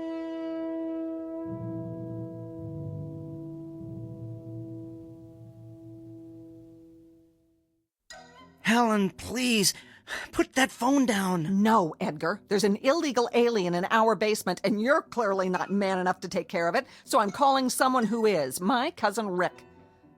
Hello? Yes, I'm waiting to talk to FBI Agent Rick Fielding. Oh, he's not in? Can I leave a message? You see, there's an intruder in our house. Helen, I beg you. What's that? I wouldn't describe it as a person. No, it's not an animal. It's something much worse. Helen, please. Right now it's in our basement. I'm telling you for the last time. I went down there to do some laundry. All right, I was going to tell you my plan. I threw a load in the washer and turned around, and standing there looking up at me I thought of a way we could make a lot of money off that creature. Could you hold on for a second? But I guess you're not interested in being filthy rich. So, go ahead and finish telling the FBI your story. I'll call you back. All right, Mr. Trump, let's hear your big money-making scheme. Okay, here's what I'm thinking. I learn as much as possible about this creature. Who it is, where it's from, what message it brings from the cosmos for the people of Earth. That kind of thing. Then, since it only communicates telepathically, I become its spokesman. Telepathically? What does that mean? Well, never mind that part. I'll explain later. Anyway, we then travel around together, doing presentations at respected technical institutes, lecturing at universities, meeting with world ambassadors, and then we really go for the big time. We appear on Oprah. You're telling me that we're going to get rich because you're going to play Colonel Parker to some illegal alien from another dimension? Think of the possibilities, Helen. Book deals, a movie franchise, and television. Oh, think of the television we could do, Helen. Tell me the whole country wouldn't tune in to see that creature on Dancing with the Stars. Edgar, for once in your pathetic life, you may actually have a good idea. You think we could make a lot of money off that thing? Millions, Helen. Millions. All right, I'll agree to this little plan of yours. But it better work. I have just one demand. While it's in this house, that beast stays in the basement. I don't ever want to see it up here running around in my clean house with its filthy little insect feet. Do you understand me, Edgar? Of course, it stays in the basement. You won't regret this, Helen. Now, I'd better go back down and learn all I can about it.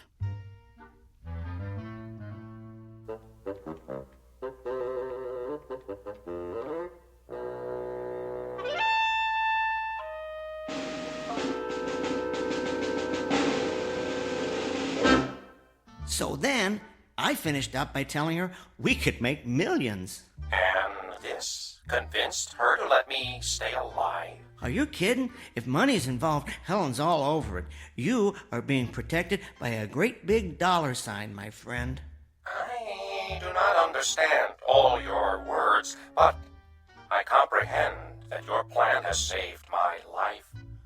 Thank you. Oh, you're welcome. You know, I never thought to ask if you have a name. Name? Yes. What should I call you? Oh, I am identified by a specific sequence of sounds. Oh, would you like to hear them? Sure.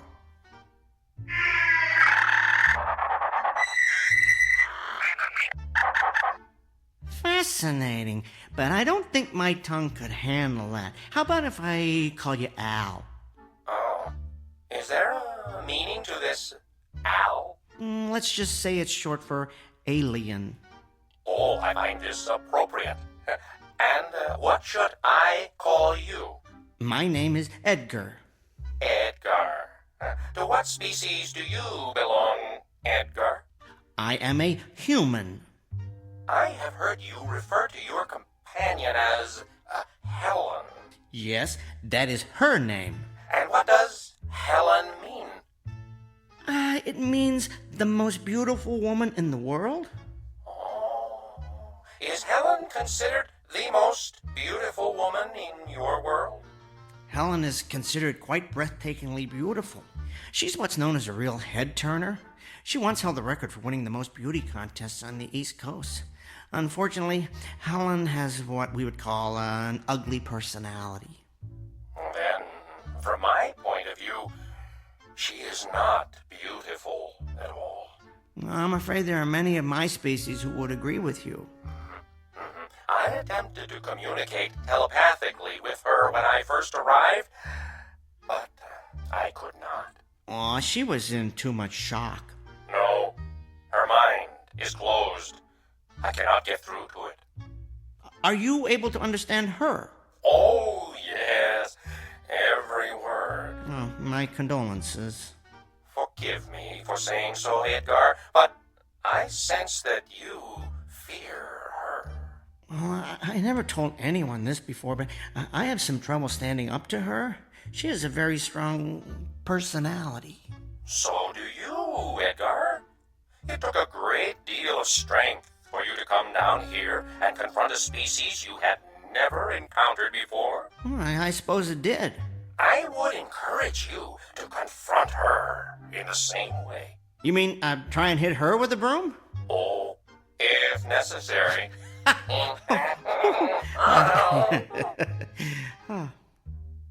Listen, Al, I've been thinking, maybe we could share our knowledge of teleportation with each other. You know, sort of combine our brain power and see if we can perfect the process. That is an excellent idea, Edgar. Would you mind taking a look at my teleporter? Maybe you can suggest some improvements. Oh, I have already been examining it. You have come up with quite an impressive design. Oh, for a human. Well, thanks, Al.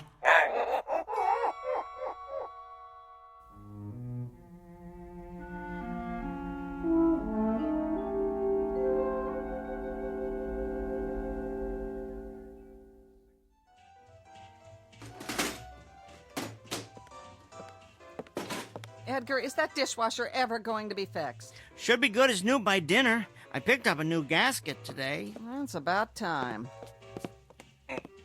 There. I need to go down to the basement, get a different wrench, though. I'll come with you. I need to throw a load of wash in, and I don't want to go down there alone. We remember what happened the last time I went down to do the laundry now, don't we? Don't worry. He won't bother you. He likes to stay warm behind the furnace. Good. I don't intend to be a prisoner of the main floor just because you've decided to start taking in intergalactic strays. Interdimensional, dear. Whatever. All I know is I've had an uninvited house guest for 3 days that looks like it crawled out of a horror film. Everybody in their place and a place for everybody. That's how it used to be before all the foreigners started moving into our neighborhoods. Yes, dear. I'll tell you what we need. We need a government that stops turning a blind eye to this cultural invasion. We need to send all these outsiders back to where they came from. So you've said before, dear. I found that wrench I need. I'm I'm going back up. Now, don't take forever to fix it. Yes, dear.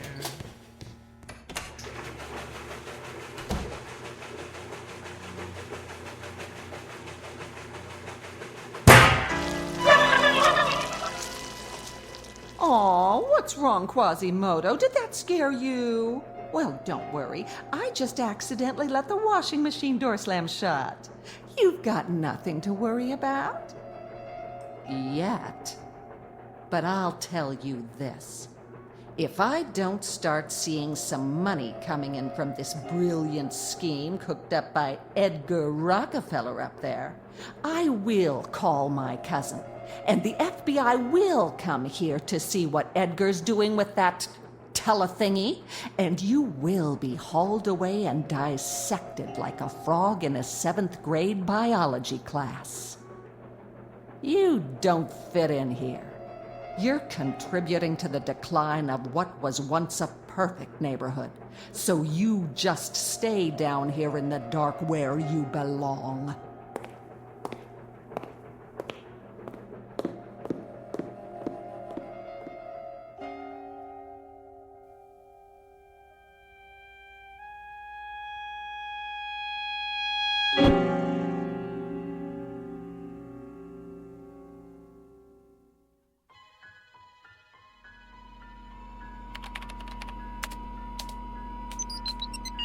I've modified the subroutine that specifies where the person, or whatever, being teleported will arrive.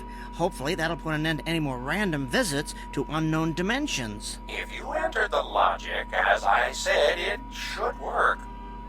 I had been working quite extensively on it before I left my own dimension. So, Al, do you ever, miss where you come from? Yes. I do not miss the persecution, of course, but I do miss my home. Mostly, though, I feel... What, Al? I feel guilty about being here. Guilty? Why?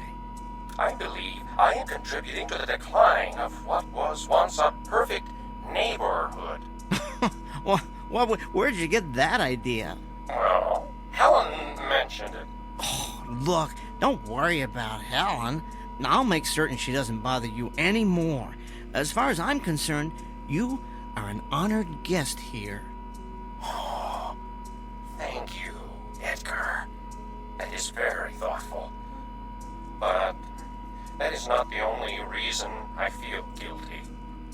You see, I have left my kind in a place where they endure abuse on a regular basis. It is not right that they suffer, and I do not.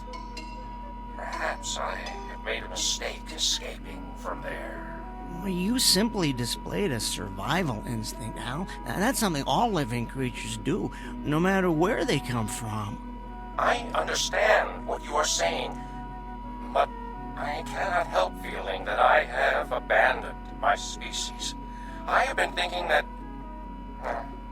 perhaps I should go back. Really? Yes.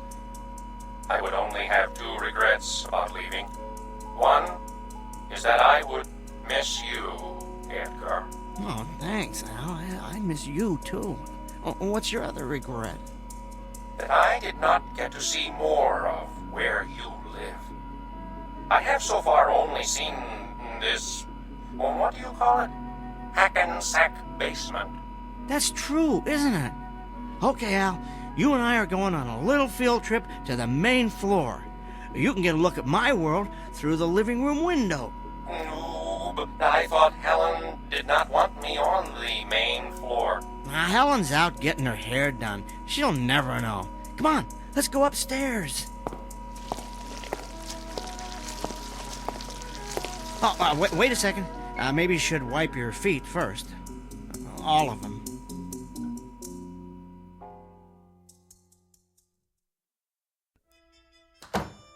Well, here's the main floor. Come on into the living room. It ain't the Ritz, but it'll give you a decent view of the front yard. I am not familiar with this Ritz you speak of, but your upstairs is very pleasant. Okay, I'm gonna open the curtains. You ready? Yes. Here goes. I give you Hackensack, New Jersey, in all its glory. Oh, my! It is so bright. And there are so many colors. What is that substance that covers everything? Is it plant life? Yes, we call that grass. And what is that tall, thick plant in the middle of the grass? That's called a tree. Edgar, what is that creature? What creature? Oh, the neighbor's cocker spaniel. That's called a dog. It does not look like you. Oh, thank you, Al. I mean, it is obviously a non-human species. Is that what I have heard you refer to as an animal? Yes. Your world, Edgar. It is beautiful. Oh, this is nothing. You're catching us at the end of winter. You should see it in the spring when all the flowers are blooming. You know, if you stayed here till then, I could show you colors that would dazzle your eyeballs or whatever it is you see with. Oh, what about Helen? Well, Helen isn't always home. I might even be able to smuggle you out of the house in some kind of disguise so you could see beyond Hackensack. I could even show you Newark. Oh, sounds very exotic. Oh, besides, at some point, Helen's going to expect us to go on our big press tour. What if she finds out you lied to her about that? Well, I wouldn't say I lied to Helen, just that we had a change of plans. The press tour is sort of postponed permanently, and Helen need be none the wiser. None the wiser, Helen! What are you doing home? Lorraine had a cancellation, so she did my hair early, but never mind that. What's that monster doing up here? I told you I wanted it to stay in the basement. I wanted to familiarize him with the surroundings. He needs to be accustomed to them when we begin our lecture tour. Save it. I heard your little speech about postponing the lecture tour permanently. You have no intention of making any money off that overgrown bug, and you never did. That's it, Edgar. I'm calling Cousin Rick right now. No, you're not. Give me that phone. Oh! Nobody is going to find out about Al. You hear me? Nobody. Al? Isn't that adorable? You've named your little pet. Edgar, I have caused you enough trouble. Tell Helen I have decided to go back. No, it's okay. What's okay? I have decided I need to go home. You don't have to do that. Do what? But I want to. It is where I belong. Are you sure? Who are you talking to? Al. I mean, the creature. He communicates telepathically, but only with me.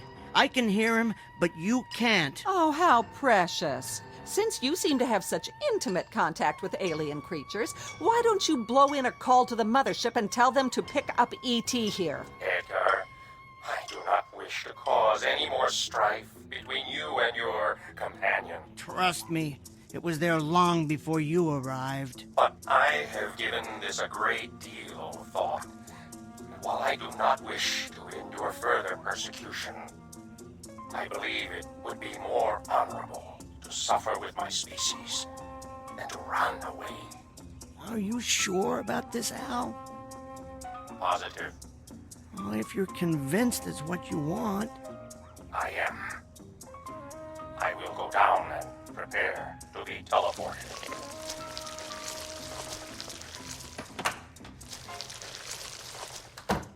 Edgar, will you tell me what on earth is going on? Yes, Helen, I'll tell you. Al has decided to return to his world. Yeah? What's the catch? No catch. He's decided that helping his species is far more important than his own survival. Do you know what that means? What? It means that in spite of the fact that he comes from a place you've never heard of, grew up in a culture you are completely unfamiliar with and communicates in a way you could never hope to comprehend. He is a far nobler creature than you will ever be.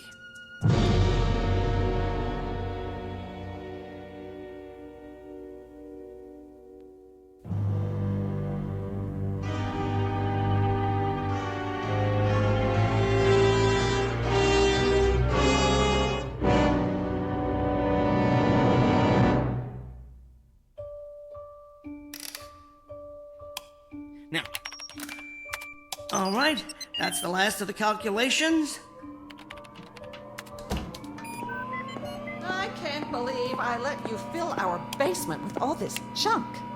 Helen, what are you doing down here? I want to be here to watch you throw the switch. That's not necessary. Apparently it is. I couldn't trust you to do something as simple as keep that overgrown insect in the basement, so I certainly don't trust you to send it back to Planet Cockroach. No, fine. Just stand right here so you're out of the way. There. Al, are you ready? Yes. All right, you stand over here. Good. That's perfect. Edgar. Yes? You have been a good friend to me. Thank you. Al, it has been a genuine privilege to know you. Come on, enough with the teary goodbyes. Just get it over with. All right, I'll run the activation sequence. Here goes. So long, Quasimodo.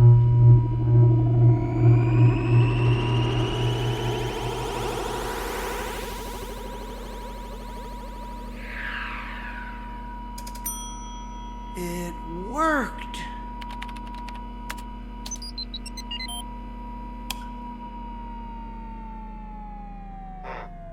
Edgar, if it worked, why am I still here?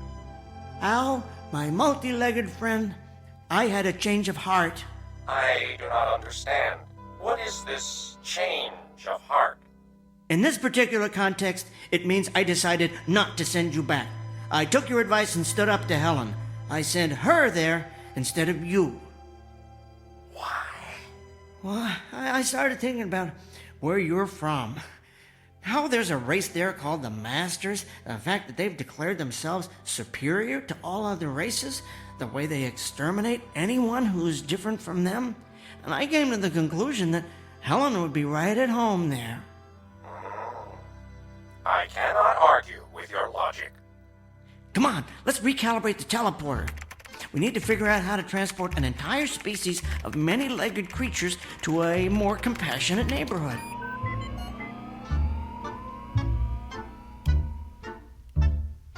A quote here from St. Augustine.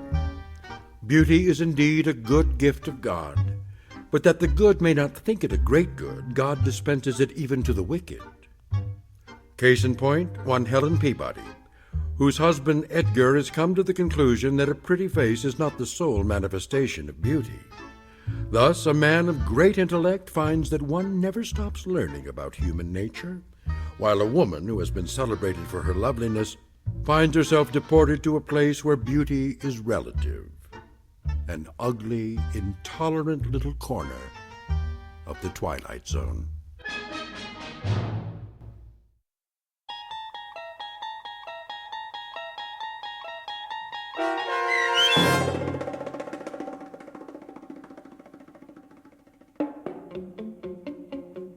There Goes the Neighborhood, starring Tim Kazurinsky with Stacy Keach as your narrator, was written for The Twilight Zone by Barry Rickard. Heard in the cast were Meg Thalken and Roger Mueller.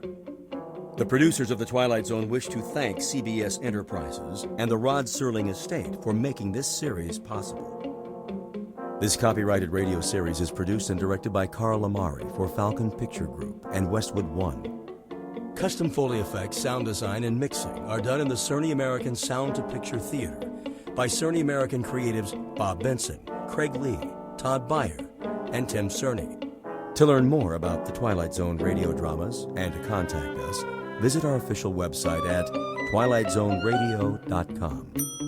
Doug James speaking.